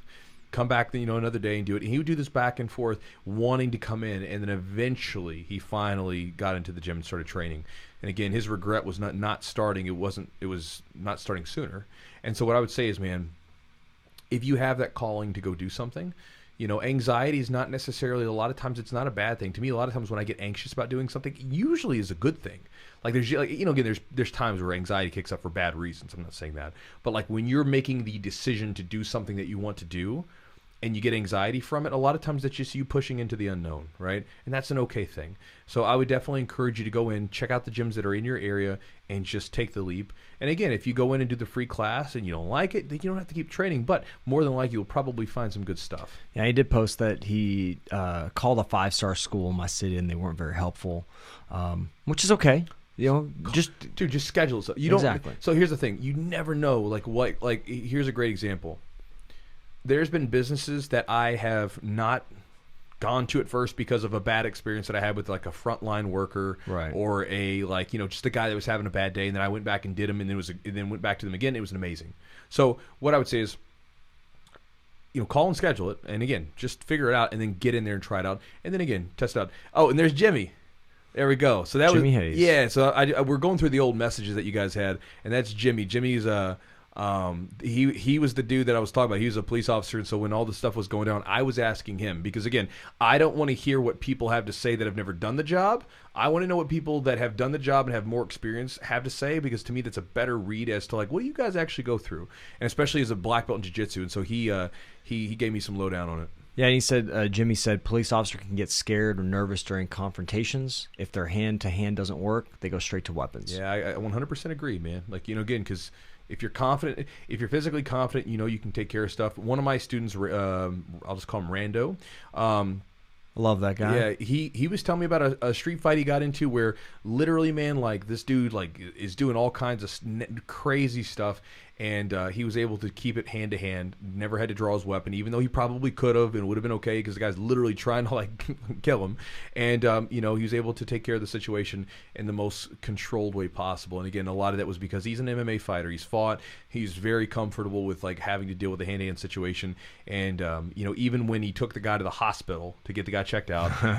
The guy apologized. They're there, and he said he dropped the charge. Like, he could have charged him with assaulting an officer or something. He charged him with, like, something that was a much more minor charge, like disorderly conduct or something, because he was just like, that dude's just being stupid. He's making a bad decision, and, like, again, you know. And I think that when you are secure in who you are with physically, with all this stuff, I think you also have nothing to prove.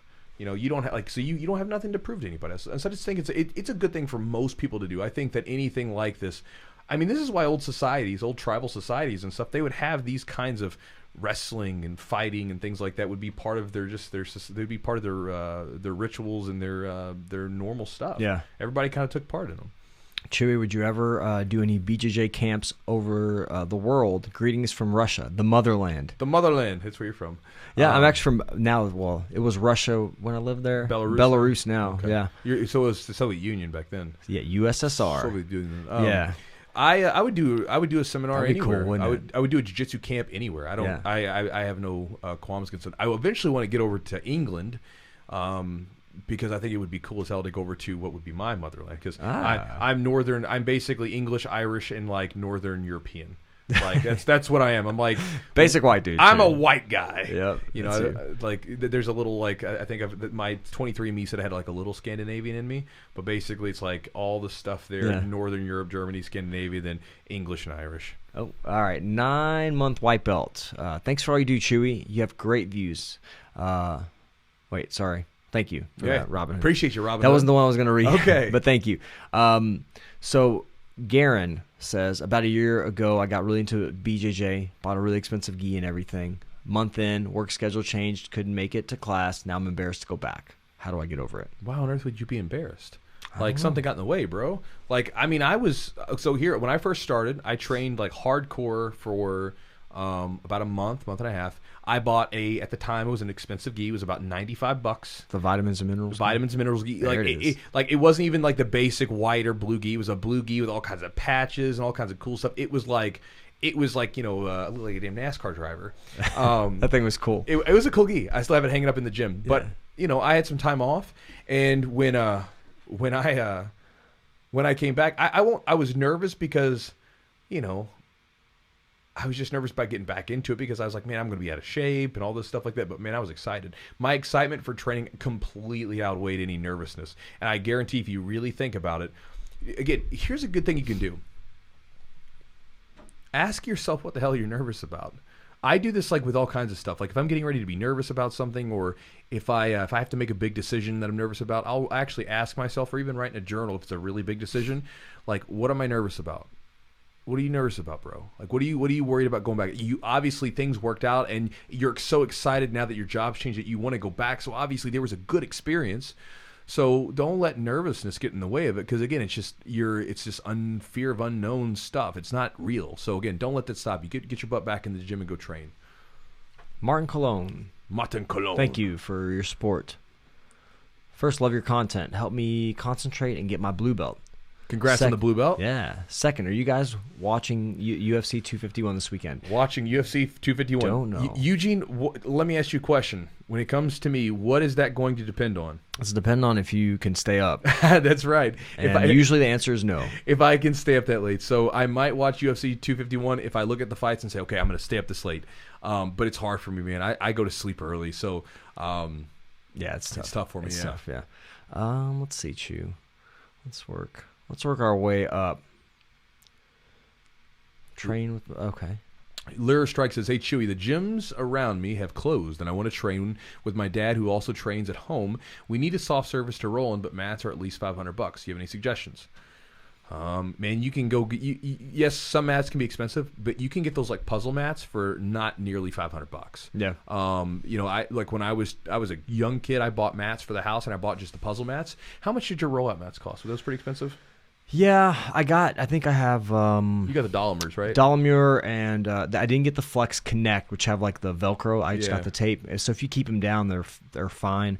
They were probably... I think I got 10 by or 13 by 16, something like that. Yeah, Pretty decent size. And that thing ended up like $600. $600, yeah. I think it did 600, 650. But like on BJJ HQ, they'll have like, even Fuji has rollout mats now, and those were like $200 for a 5 by 10. So you get two of them is 10 by 10. So you might check out, see if a BJJ HQ has some, or just check out some deals or some puzzle mats. That's the best way, man. Like, I'm kind of a weird guy. Like, my girlfriend would tell you, I am a frugal person about most things, but on the things that I'm not frugal at all, right? So, like, for instance, with my cars, I don't give a crap about cars. Like, I want them to be reliable and get me from place to place and all that kind of stuff. With, like, the clothes that I wear, everything is very, very, like, whatever. But when it comes to things like jiu-jitsu, when it comes to things that relate to, like even informational products related to business, because, like, I want to learn new stuff, I spend big. And it's just the way I am. And even with jiu-jitsu, I've always been that way where, like, I would have, like, a little bit of money and I would just pump it back to that. And again, that's not everybody's thing. But again, if you spend $500 for some mats that you can hang on to for a long time, I think that's, maybe it's a good investment. Trying to get some more. Somebody asked about teachers and, like, why do some teachers possibly, like, have favorites or play favorites with students? Like, maybe they give them more attention, more instruction. Do you think it's like because of the connection, they see like maybe something special in them, they feel like they could be a good competitor? Why do you think that is? Everybody plays favorites. I mean, like, I don't really, like, I'm not a big, I don't really feel like I play favorites too hard. Now, I have people that I roll with, like in the gym. Sometimes when I roll with my students, if I'm trying to get really tough rolls, I'm going to roll with the higher belts. It's not that I'm playing favorites. That's what I need right now. But, I know some coaches that play favorites, and sometimes it's just a connection that they have with that person. It is what it is. Like, just like you as a person, you probably have people you favor being around. Doesn't mean that you dislike other people. Just right. Those are the people that you favor, So, yeah, I mean, I wouldn't be able to tell you why, like, or what it is. And again, everybody's different. I don't tend to show favorites during class. The one thing I will say is that I will coach I'll coach underdogs a little bit more, the people that need a little bit of help. So it's not that I'm playing favorites. A lot of times I'm trying to help them out. But I understand. It's just different for everybody else. Again, but I think everybody in their core has people that they favor in their lives and people that they don't favor. And it means you don't dislike people. It just means that's what you favor. And so I don't know. But that's what I would say. All right. Any more questions? Let's see. We got some more Instagram ones that are pretty good, but I'm going to do a couple more. All right, guys. We'll wrap up in a few more questions. Knocking them out today. We're giving you guys a bunch of them. Yeah. All right, here's a coach question from Kazar. What was the most challenging part of being a coach? Most challenging part about being a coach.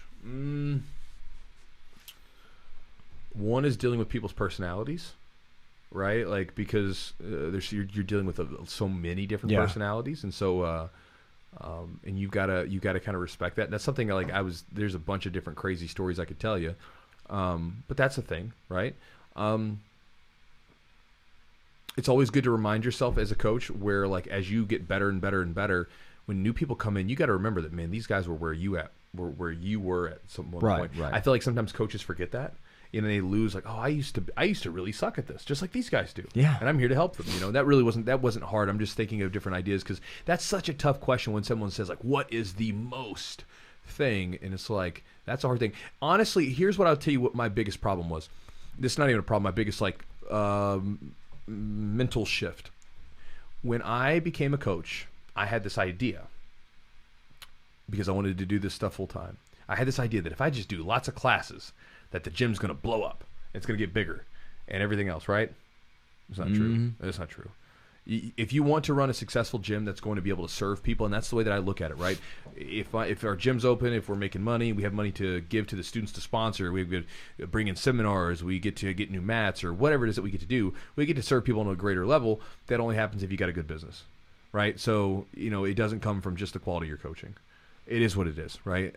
This is why McDonald's does not make the best hamburgers, but they make money hand over fist. Right. Right? Like, it's like, so again, it's not about the quality of the burger all the time. Now, if you have good quality coaching and you've got good quality business practices, then you've got a great thing going, because you're going to give those students so much, like, awesome stuff, and you're going to make sure that your gym doesn't close down the doors anytime something happens. Like, so for instance, when this COVID stuff started, I mean, who knows? Everything could change tomorrow. Don't know. But through the lockdown, like we're in an okay position. We're fine. Like we didn't get government assistance or anything else, but we're okay. And it's because me and my business partner Joe, average Joe that was trolling you guys earlier, we run a good business. And again, that's an important thing. And I can't tell you how many like people I unfortunately saw where they had to close down their gym doors. Yeah. And again, you can't your gym's not it's not a frat house to just party out. It's a business if you look at it that way. And so you have to understand how to balance the two between the relationships and the coaching and the business and everything else that you do, and kind of find that middle ground where you're making sure that the students come first with whatever, but you're also taking care of yourself and the gym there as well, and the business. So this way you can stay afloat, you can keep the lights on, and you can keep serving people in a bigger way. I think one thing that you, I think was maybe a hard thing for you to do, because essentially you used to do everything yourself. Yeah. You start to delegate. That's another problem. So like you would want to coach every single class, right? Sure. And then you started Adam started taking over some classes. Then we had some other people. Chad would take over classes, and that kind of Joe Armento, Ridge. And you saw those people grow. Like when you did that, like first of all they were kind of like a little bit uncertain, like because you got pretty big shoes to fill. Like people come in from out of town, out of state, and train with you, specifically to train with you. And so, we have kind of a high standard to uphold, but I think your ability to build people up as a coach was good. And you were able to delegate, because your time, because I think for a while there you were training so much that like you were just spread too thin, and you had all the online stuff going on and coaching all these different classes. And I think that, people started to get used to it, and the quality of the instruction was great. Yeah. Well, and also my quality got better because I was able to actually put more effort into it. Right, exactly. Because, again, when the delegation part's it's hard for a lot of people. It's hard to give up that control. Well, for me is I felt guilty. Okay. Because I was like, these are my guys, and I want to train with them, and I want to be here. And so for me, it was like really hard to not be on the mats with them every time there was a class going on. Like it's difficult. Like I remember walking past, Chad started teaching the Thursday classes, and I would walk past the mat, and sometimes there would be people there, and I had to fight with every ounce of my energy to not jump on that mat because I feel like I'm supposed to be there. It's what I'm supposed to do, And but again, here's the thing: if I don't do some of the other things that make things work and improve, the gym doesn't stay afloat. The gym doesn't work. You know what I mean? Just the way it is. And so I had to delegate, and it's been better because a lot of those guys have grown, and it's kind of neat because then the students actually get a better vantage point where they get different perspectives on techniques and things like that, which honestly benefits them because they get to see people do, like, for instance, I remember one of the little guys, Josh Haberlin. Yeah. He taught a class, and Josh is like 5'1", tiny little dude. He's the best. Yeah, he's a brown belt, but he's tough. And he taught a move, and I remember one of the other guys that was there was like, dude, that helped me so much. He had this little detail about it. And Josh is going to have a way different sort of view on jiu-jitsu than a 215-pound bearded guy like me, So it was cool. Josh doesn't have a beard, and he doesn't have a tooth. Poor guy. He has. I'm missing a half. He's missing a whole. Father's role. Thank you. Hey, brother. Thank you for the donation, the $10. Appreciate you, man. That's awesome. People are donating. Thank you all. We're gonna keep doing this, and we're gonna get a new podcast room eventually. So yeah, we're not gonna be on Grandma's table anymore. Yeah, I say we're working on it. Eugene's working on it. Me and my dad, actually. Yeah, we're just like building everything out. It's just so we want to have more space, and I've got a surprise guest for the first in podcast guest we're gonna have. I won't tell y'all who it is. Who's it gonna be? It's a good one. It's a good one.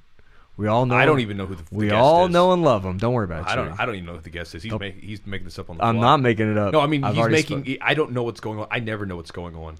I literally just sit down here on this camera with you guys, and I'm just kidding with you guys. Only partially. Yeah, you guys have been awesome. Thank you all so much for hanging out. Chewy, let's do one more. Let's do one more. Wrap it up. All right, let me pick one real quick. And lots of great questions, and we'll probably hit up some of these questions that we didn't get to. Some of these questions are going to make it to a YouTube video for sure, because some of these I would like to kind of dive into them a little bit deeper. Maybe a podcast. So these will definitely make it to a podcast and a YouTube video in the future. And while Chewy's looking, guys, thank you all to Charlotte's Web has been our CBD, our sponsor for our CBD. They're awesome. They make great stuff. Use code Chewjitsu, and then Matt at Epic Roll does all his own designs. He's awesome at what he does, so we appreciate him for his support. And Jugo, James, has been a supporter of the podcast. He gave a bunch of these decks he wants to give out to you guys, so thanks to him as well. JugoPlay.com. And use the promo code Chewjitsu to save a little money. Here's a good one. This one comes from Killer Colorado. Killer Colorado Says, what's been the most unexpected part of your jiu-jitsu journey, the most rewarding? Ooh. I want to say this. So let's just call it grappling, because wrestling I feel like is a part of my jiu-jitsu, Okay. and I feel like that's really where I started doing like grappling in general, right? So I just kind of put it under the same umbrella. So 20 years of grappling. I started back in 2000. What is the most like unexpected thing? I never expected to get into wrestling or jiu-jitsu or anything in it for it to fundamentally shift me into a different mindset. Yeah. You know, I got into jiu-jitsu. Let's say I got into wrestling because I wanted to hang out with the guys that were on the football team that were wrestling, and I wanted to lose some weight, and they said it was great for doing that, so I jumped in, and then it was like this brotherly camaraderie bond that we connected, and that's really what brought me in. And then I wanted to win medals and stuff like that. I was chasing these externals. When I got into jiu-jitsu, I wanted to learn how to fight. I wanted to learn how to do submissions. I wanted to keep competing because I wanted to win medals. But one of these things that happened is that through jiu-jitsu and through wrestling, again, I had when I got into wrestling, I had a pretty low bit of self-confidence. I wasn't very confident in myself at the time. I had years ago I had been jumped when I was 11 years old, got the crap beat out of me by people that were 16, 18 years old, and it changed me as a person who I ended up gaining a lot of weight. I had what I talked to a woman who's a psychologist. She's like, you definitely had some trauma, right? My whole personality changed, and my confidence just went down the tubes. And I remember getting into wrestling and like doing things where I would do things that I thought were impossible. Like with weight loss was one of them. I always thought I was just gonna be a fat kid. I started losing weight. So I'm not fat anymore, right? And I remember going against people in wrestling tournaments where they were like the dudes that were really good, that I'm competing against them. And in the back of my head, I'm like, I'm probably gonna lose this match. And then I beat them. I'm like, I won. I thought it was impossible. When I got into jiu-jitsu, I remember winning fights and winning grappling matches. I remember like I've become better at jiu-jitsu than I ever actually thought was even possible. Because I was like, back then, like there was no black belts. I was being taught by a purple belt. I thought maybe blue belt if I was lucky. I was like, I'm never going to be a black belt. That's just not on the table. I'm just going to train and be the best I can, but it's not on the table. You know, because I sucked really bad when I first started too. I made all the hardest mistakes that I try to coach people through the videos and through my gym that I try to coach people through out of. I made all of them. That's why I know that they're there, right? I made all those damn mistakes, and that's why I actually do the videos and stuff like that. So like maybe like if, for instance, if I touch the hot stove like full on and burn the hell out of my hand, I just want to let you know the stove is hot, so maybe you just touch it and you get a little burn. You still have to feel the mistake, but maybe you don't get as bad as I was. But with that, when you all of a sudden you start doing these things that seemed, again, it's not the crazy stuff, whatever, but for me it seemed impossible. Things that I wanted, but they seemed impossible. It like shifts your mind, because then you're like, okay, well, if I want to do this thing that has nothing to do with jiu-jitsu, we'll talk about other things in life where you're like, well, I thought this was impossible too, but I made it happen. I wonder if I can make this happen. And then you make something happen. It starts to it shifts the way that you think. I remember when my wrestling coach, he used to always tell us, he would say, you are the master of your own destiny. He would say it over and over and over again. You are the master of your own destiny. And, you know, when you take control in some aspect of your life, it basically reminds you of that. Like, you know, for wrestling and jiu-jitsu, it was something like that, where basically I was really good at this thing, and it taught me the values of hard work, the virtues of, you know, of persistence, resilience, constant learning, always trying to improve, all these different things that I think are incredibly valuable that we all need to be the best people that we can be. It taught me those things. I never expected to learn them like I did. But it taught me those things, and then those things have crossed over into every other aspect of my life and have made me the man that I am today.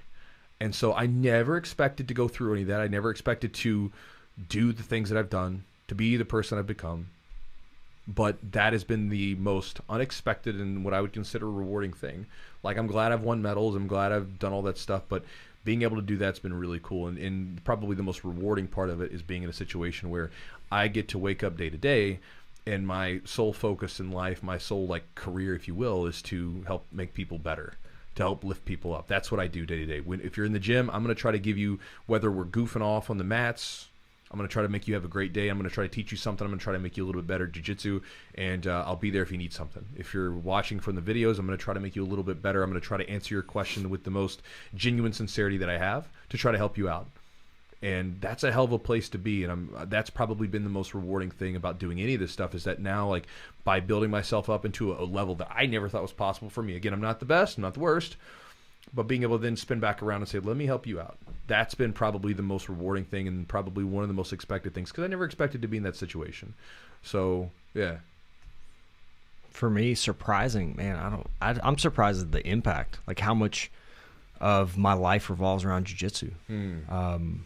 I think that how much it's made me kind of better able to deal with certain, difficulties, and it just made me better. I'm really surprised that, it's done what it's done for me, honestly. And you put in, and what you put in, you get back. If you, I think you get more.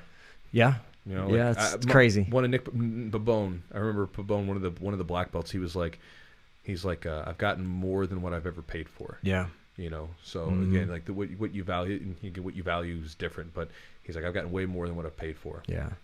The rewarding piece for me, like, I don't know, I've been able to help people maybe stay in jiu-jitsu, with my knowledge of being in injuries, dealing with injuries, going to physical therapy school, not having any clue that this was going to be a part of anything, or the route that I'm going to take, or doing podcasts and stuff like that. So that's been really rewarding to be able to give back, and kind of share my knowledge with people and learn with everyone too. So, yeah. Cool. So I see one that I want to jump on real quick. Okay. Or get more. Get more questions. Michael Bisping, did he say something negative about jiu-jitsu? I'm not sure. So I don't know. So I thought he said something like jiu-jitsu doesn't work, or it's not effective. I'm not sure. Look, he's probably just trolling. Yeah, here's the thing. The man uses jiu-jitsu. Right. The question is, did I see what Michael Bisping said about jiu-jitsu in a street situation? What's your opinion? I don't know what he said. Here's my thoughts. It works. I mean, again, you can get into like, well, what is it? What about a gun? What about this? If you've got that situation going on, you're in a bad situation. It's going to be really tough to deal with that, regardless of what you know. Doesn't matter what'll work. Yeah, But when we're talking about an average fight situation, hand to hand, which is what most fights typically are, yes, it's effective. Even guys like that, like Renzo Gracie, who used to fight like tons and tons of fights back in the day, right? It's been like shot and stabbed. Yeah, it's like he talks about, like, it's not just the techniques. It's the awareness of where you are in space, right? So, for instance, I can be in the middle of a roll with someone, like going through and doing all this stuff, and then I'll instantly realize that I'm really close to someone, and I'll stop because I know that I'm really close to this person over here. And you know where you are in space, and you're able to deal with stress, and you're able to think in the chaos, right? So, like, a lot of times when there's fight, flight, and freeze, right? A lot of people that have not experienced like fighting situations, they freeze up. So again, one of the things it does is it desensitizes you to that. So again, I think that if you're going to do something for self-defense, you should do jiu-jitsu, boxing, everything, right? Just learn at least jiu-jitsu, right, wrestling, or some sort of grappling form, judo, and then learn how to strike. Boxing, kickboxing, something else, right? Don't just depend on one, right? I mean, to me, it's like if you want to fight, striking's a part of it, and it's not just defending the strikes, it's understanding how they work, because if you understand how a strike works, you can better defend against it. It's like if you're a guard passer, if you understand how the bottom submissions work, you can defend against them better because you understand how they work. So again, I would never depend on one thing for just all my self-defense needs. So I think you should, for me, I've trained boxing for plenty of years, did kickboxing, I did jiu-jitsu, wrestling, so I have all of that stuff too. I have a weapon, I have a gun, I train with it, I take it out, I use it, I practice with it, so I get used to using it. Mm-hmm. Again, it's a tool. Don't think you have it, like, well, I got this one thing I can just learn it all and immerse yourself with as much information as possible. And I think one thing about jiu-jitsu, I think TJ said something about don't play guard in a street fight. But what if you lose your balance? Exactly. What if you end up on your back? Like, do you know how to do a technical stand-up? Do you know how to cover distance? The thing is here's the thing. Everybody's got these things, okay? Everybody's got a phone. You can take that darn phone around, and you can look on YouTube, and you can see people recording fights. And again, like, there are times where, the fight goes crazy, and sometimes you don't have the choice that you don't want to play guard. But you can also sometimes have the ability to take the fight down if you want to. Exactly. Again, there's different things about it. But again, I think a lot of people like to have this argument about it. The reality is I've talked to too many police officers. I've talked to too many people that have had to protect themselves. I've had the experience myself. It friggin' works. So again, I know there's always this drive as humans where if something is accepted, like people say jiu-jitsu is effective, right? Yes. There's this drive to say, no, it's not. And they'll try to find something because they just don't want it to be right. But It works. I hate to tell you that. Just because sport jiu-jitsu, sport jiu-jitsu, yes, a lot of it is not going to be applicable in a street fight. But I'm not a dum-dum. And no one else, go watch Ryan Hall, go watch Matt Serra, guys that have been in sport jiu-jitsu, and they're incredible at sport jiu-jitsu, get into a fight. They don't flip upside down. They take people down and get on top of them and close the distance, right? Again, you don't have to be a rocket doctor to understand that. It's a silly thing. Just because I'm doing something for fun doesn't mean that's what I'm going to do, right? When you go to the range and you pick out you play with one of the guns that is so not applicable for any normal. You're never going to use it. You're never going to use it in a home defense situation or a self defense situation, but you just want to play with it, right? You're just I just want to play around with this weapon. It seems like a fun one to use, right? It's like the same thing with jiu-jitsu. If all I did was practice pure self defense techniques, it would be the most boring art ever. I would have quit a long time ago because part of the fun is I want to try something against you. We're playing the game, And so again, I understand these arguments because people look at a jiu-jitsu match and they'll say, that wouldn't work in a street fight. Yeah, but it's not a street fight. That's not what they're doing. That's a silly argument. They're competing. To me, though, competitions are still more stress-inducing, and they're far more realistic than saying setting up stupid scenarios. Because I've seen some of this self-defense stuff in jiu-jitsu. You see it in other martial arts, like McDojo Life. He posts all that silly stuff, But I've seen jiu-jitsu gyms where they were trying to catch punches. Yeah. I was like, what on earth? It's not jiu-jitsu, bro. This is what... That is not jiu-jitsu. No, this was a strict jiu-jitsu gym under under respectable lineage, and they're trying to catch punches. I was like, bro, you're trying to catch a punch, you're gonna get hit. If you ever have a guy that can actually throw a good punch, you're gonna get hit in the mouth. Don't try to catch a punch. It's a bad idea. I mean, we used to do it as a joke sometimes with our gloves on. Yeah. But you can't. That's your glove too. There's a lot more. A lot more gripping, right?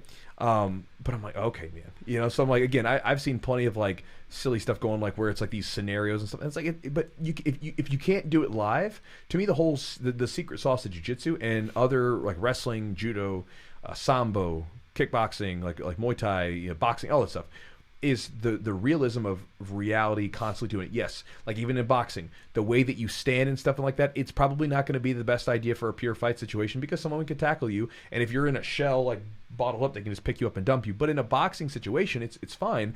And again, you're going to be better for having that boxing realism and training that boxing realism and understanding how that works. I saw somebody post about a pure sport jiu-jitsu guy at a purple belt. I would take them in a street fight over somebody that's got no training. Hell yeah. You know what I mean? Even if they all do sport jiu-jitsu, never been in a fight, and they bear and bow all the time. I would take them because they could probably take your ass down and get on top and choke you out. Here's the thing. People like to make this argument on the sport jiu-jitsu, and I don't care either way. Do whatever you want to do, but don't talk trash about someone just because they do it a little differently, right? Because again, then you become dogmatic religion, right? If you don't do it the way we say you're supposed to exactly, then you're a heretic, right? Burn at the stake. It's so ridiculous. But it's people are going to do things differently, and that's friggin' how it is, man. You don't have to it's absurd. Anyway, I'm getting off topic. I'm getting angry. Ooh. But if you've actually been to a sport, when I get done with a sport match, I'm battered up. We've got busted eyes and everything else. Look at Atos, man. I mean, dude, when you see guys train for sport jiu-jitsu, it's rough stuff, man. It's not easy.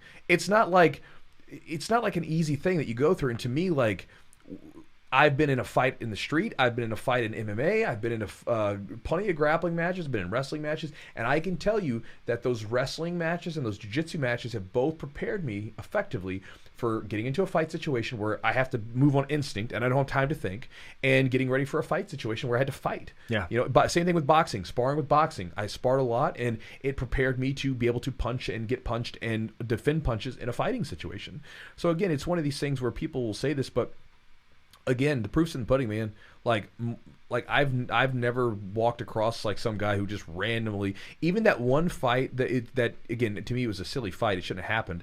But there was those guys in the basketball. He did a leg lock. Yeah, so the guy threw a punch at him. He grabbed him, fell back, ended up basically he ended up on a bottom position.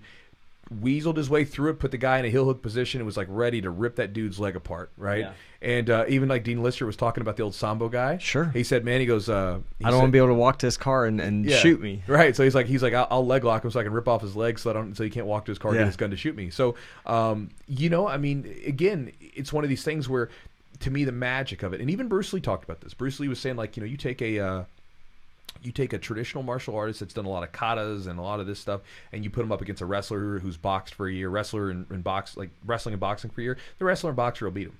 Sure. Because of the way they train. It's constant all the time training where you're pushing each other. I mean, when you look at like Koma, or not Koma, but Jigoro Kano, like that was one of the big things. Like, okay, let's take out some of these lethal techniques so we can practice this more live all the time, and then we can make it cleaner so that people, because again, his idea was that like it's hard to sell to people to have all these eye gouges and these strikes and everything else. So let's clean some of that stuff out of it, make it a little bit more widespread, and we can always add the other stuff out into it, you know. Right. And then the judoka went around the world spreading it, and you know, Japanese people being a lot smaller, they were able to defeat a lot of bigger opponents. You know what I mean? So again, it's just an interesting thing where we like to get on these sides about it, but again, it works. I'm not saying it's going to be foolproof, and I still encourage people to strike, but just because, you know, people say it doesn't work doesn't mean it's true. Because again, more often than not, I don't. I'm sure there might be someone out there, but I have never come across I've never come across a high-level jiu-jitsu competitor or a skilled jiu-jitsu competitor, even just a good one, right? A good one that's won matches. I've never come across a good jiu-jitsu competitor with some experience that's gotten like ragdolled in a fight. And again, if there was, it'd probably be over here, right? And again, part of that comes from confidence, because they're not going to go looking for problems, right? Second thing is a lot of times when you are confident in yourself, you put off a certain vibe. Like, you're not going to walk around, like, you're going to walk around confident, and people don't really, they're not going to mess with you as much. But even then, it's like, again, you might even have, like, for me, like, there's been a couple times where people have said things to me in like bars and stuff. I walk away. I'm like, I'm not doing this, dude. Like, I just got done fighting all day long, getting ready for like a match or something. I don't want to fight here. Like, I'm gonna go because I need to train in the morning. Yeah. You know? So I have nothing to prove to you. You know, but if I have to protect myself, I can. And it's been effective. So again, if jiu-jitsu is just completely failing in mass, it would be on the internet. It'd be everywhere because fights are recorded constantly. That's a great point. I mean, it's like what I think about like UFOs and stuff. Because everybody used to say that UFOs were always happening. There was always UFO sightings back in the day. But then it's like now we have everybody in the world has a friggin' camera at their fingertips, and we've got like very few sightings. Where's some sightings at? There were a few. There's one, that Navy SEAL. Well, that one's a good one. Yeah, that's a good one. But I'm saying it's like, they're not like all these people. The beam came down and I was flying through the air and stuff. It's like, okay, man. What kind of drugs were you on there, sir? But I'm like, how come we got these things and now the aliens don't come anymore? You know. Now again, Commander Fravor, yeah, that was one where he was like, that was a crazy one. That was a crazy because it's like that's a friggin' legit fighter pilot. Yeah, he's out there like flying. And then he said things I think that were later on, like they proved some of those things were accurate. Yeah, I don't know the details. It's been a while. So I think it's interesting. Yeah. Yeah. Wow. We talked about aliens. I know, right? We got into aliens on the podcast. Welcome. We got more. We got more aliens. We'll talk about another time. Chewy. So let's wrap it up. What do you got going on? Anything right now? So things going Products. You've got your vault. So the only thing I got going on right now, training wise. So check us out. So we've got our normal stuff going on, just training, everything else. If you guys want to see what I've got going on, whether it be new series, events, or whatever, if you go to any of my videos, if you look down in the description, there's a little link there. You'll get a free ebook, and I will throw you into my my newsletter that you will get typically Monday through Friday, sometimes Saturday. And yeah, I've got the vault, which is my membership thing. I don't really talk about it too much because I don't want to get too many people in there. But it's in the back end of my website, and it's like a monthly thing. I only open up enrollment once a week or once a month. Oh, nice. So you can only get in there on the first week of the month. And I put together stuff for basically mindset training, physical training, and then jiu-jitsu training, and that comes in every month. Nice. And there's a bunch of different stuff with that. Cool. So, yeah. Awesome. But yeah, otherwise, I'm glad you guys were here. Thank you guys for joining in with us today. And we'll contact the winners. We'll message them. Yeah. So, and then we'll give out Epic Roll Rash Guard. Epic Roll Rash Guard. We'll give away some stuff, and then we'll contact you guys with that stuff. Awesome. Thank you guys for joining us. Appreciate it. Thanks to our sponsors, Epic Roll BJJ and Charlotte's Web CBD. Use promo code Chewjitsu. All right. Later, guys. See y'all. All right, guys. So hope you enjoyed the podcast. Hope you guys enjoyed the random questions that we were getting. There was a bunch of different stuff that we threw in there. How long were we going? We're about almost 2 hours, I think. Almost 2 hours. So that was a long time. So again, I hope you enjoyed it. So I'll throw this stuff out there, and again, we'll probably end up rambling like we always do. But again, I hope you guys enjoy the podcast. As always, support the podcast if you want to, and support yourself with your training and everything else that you're doing with some CBD. You can go to Charlotte's Web's website, charlottesweb.com. Promo code Jiu-Jitsu, 15%. EpicRollBJJ.com. Get yourself some cool Jiu-Jitsu gear that probably no one in your gym has. I don't see a lot of people with it. So again, and it's cool stuff. So you'll have something that no one else in your gym has, at least not yet. Give it time. He'll start selling more stuff. Matt told me that he had an order from Estonia. Okay, that's cool. So again, more stuff's going to start selling, man. And so again, get yourself something cool that nobody else has right now. And again, if you guys want to get some access to some of the back end content that we have, everything from stretching videos, there's a seminar there's podcast bits where we have interviews with people that we don't release on the main podcast, videos, audio, everything else. If you guys want to get a hold of that, you can check out the Patreon at patreon.com/the Jiu-Jitsu podcast. And again, for less than a quarter, you can jump in with us. You can jump in with us. And again, it's almost like you can almost say it's probably less than like a really expensive latte or something. Less than 2 cups of coffee at like a Starbucks. You can join. That's right. It's beautiful. It's a great comparison. Yeah, it is. But one thing about people that want to do, if they want to try Charlotte's Web, I think Charlotte's Web's got this little like sample pack. They got like some gummies in there. They got some tincture. I think they got some muscle rub. So you can get a little bit of everything. Try it out. It's small quantities of each one, so you get a nice little variety just to see how it does, how it feels, and if you like it. It's like the Tour of Italy. Little tour CBD. And then Matt's got some cool stuff. He's got some new shorts on the way. And then these guys, Urban Legend Rash Guard, Urban Legend T-shirt, a bunch of other T-shirts. My favorite is the sushi one. I rock that one all the time because I like sushi. I like jiu-jitsu. I still like the triangle one because it's fun. Triangle one. There's one, and I've talked about this one before, but there's one with a triangle choke. It's listed with a definition, and whenever you wear it out, people look at it and they're like, "What?" Like reading. Yeah, they're reading it. They're like, "What is this triangle choke? What? Like, I don't know what that is." Don't do that. Don't do that. Don't choke me with your triangle. It's not nice. Triangle choke. What are we talking about? I don't know. We're starting to sound like Herbert from Family Guy. Got some popsicles. You got to do this. Popsicles. I can't do the list. Got some popsicles in the cellar. Oh, boy. Just looking for that old muscly arm paper boy. There it is. To bring me some good news. It's pretty good. That was not bad. Keep working on it. I'll do my best. I'm proud of you. I probably won't put too much effort into it. Guys, yeah, we had a bunch of people listening. And also, if you guys want to support the podcast, send some, give us a review on iTunes or wherever. Review it up. See, this is how terrible that helps us. I don't ever ask for anything. Like I'm like, just whatever. Just listen. If you like it, do it. If you don't do it. Here's what you do: you go on the interwebs and you give us a 5-star review. If though, for some reason, you don't think we have earned that 5-star review, you send us a message and you let us know why. Some people have felt that we haven't earned it. Very few, but they won't say who they are. What do you mean won't say who they are? Well, you can't find out who sends you a. Well, like what kind of review did they give us? Oh, I don't know, like not a 5-star. That's all I know. We're primarily 5-star reviews now. Wonder if they wonder if they give us like a 1. Maybe it's somebody you've kicked out of the gym, Chewy. Probably. Maybe somebody you choked out and sent them on their way. I bet it's just someone that just got angry because I said something they don't like. Sometimes, yeah, I'm sure people do that. That's what people do these days. That's okay. It's all good. That's how you feel. I have been wronged by your words, sir. I will give thy a terrible review. Yeah. that could happen, I guess, yeah. Yeah. That's good. You're doing good. I think you're branching out. I'm branching to out. Some new skills. So you're not just a one-trick jiu-jitsu pony. No, I could maybe make a job as like an F-list voice actor. Yeah. I don't F-list. I don't know what kind of movie that would be. I don't want to find out. It would be one that doesn't make any money. Yep. So, have fun with that. Yeah. Well, guys, thank you all so much. Appreciate the support. Appreciate you helping us grow this podcast. Chewy? We'll talk to you guys next time. There it is.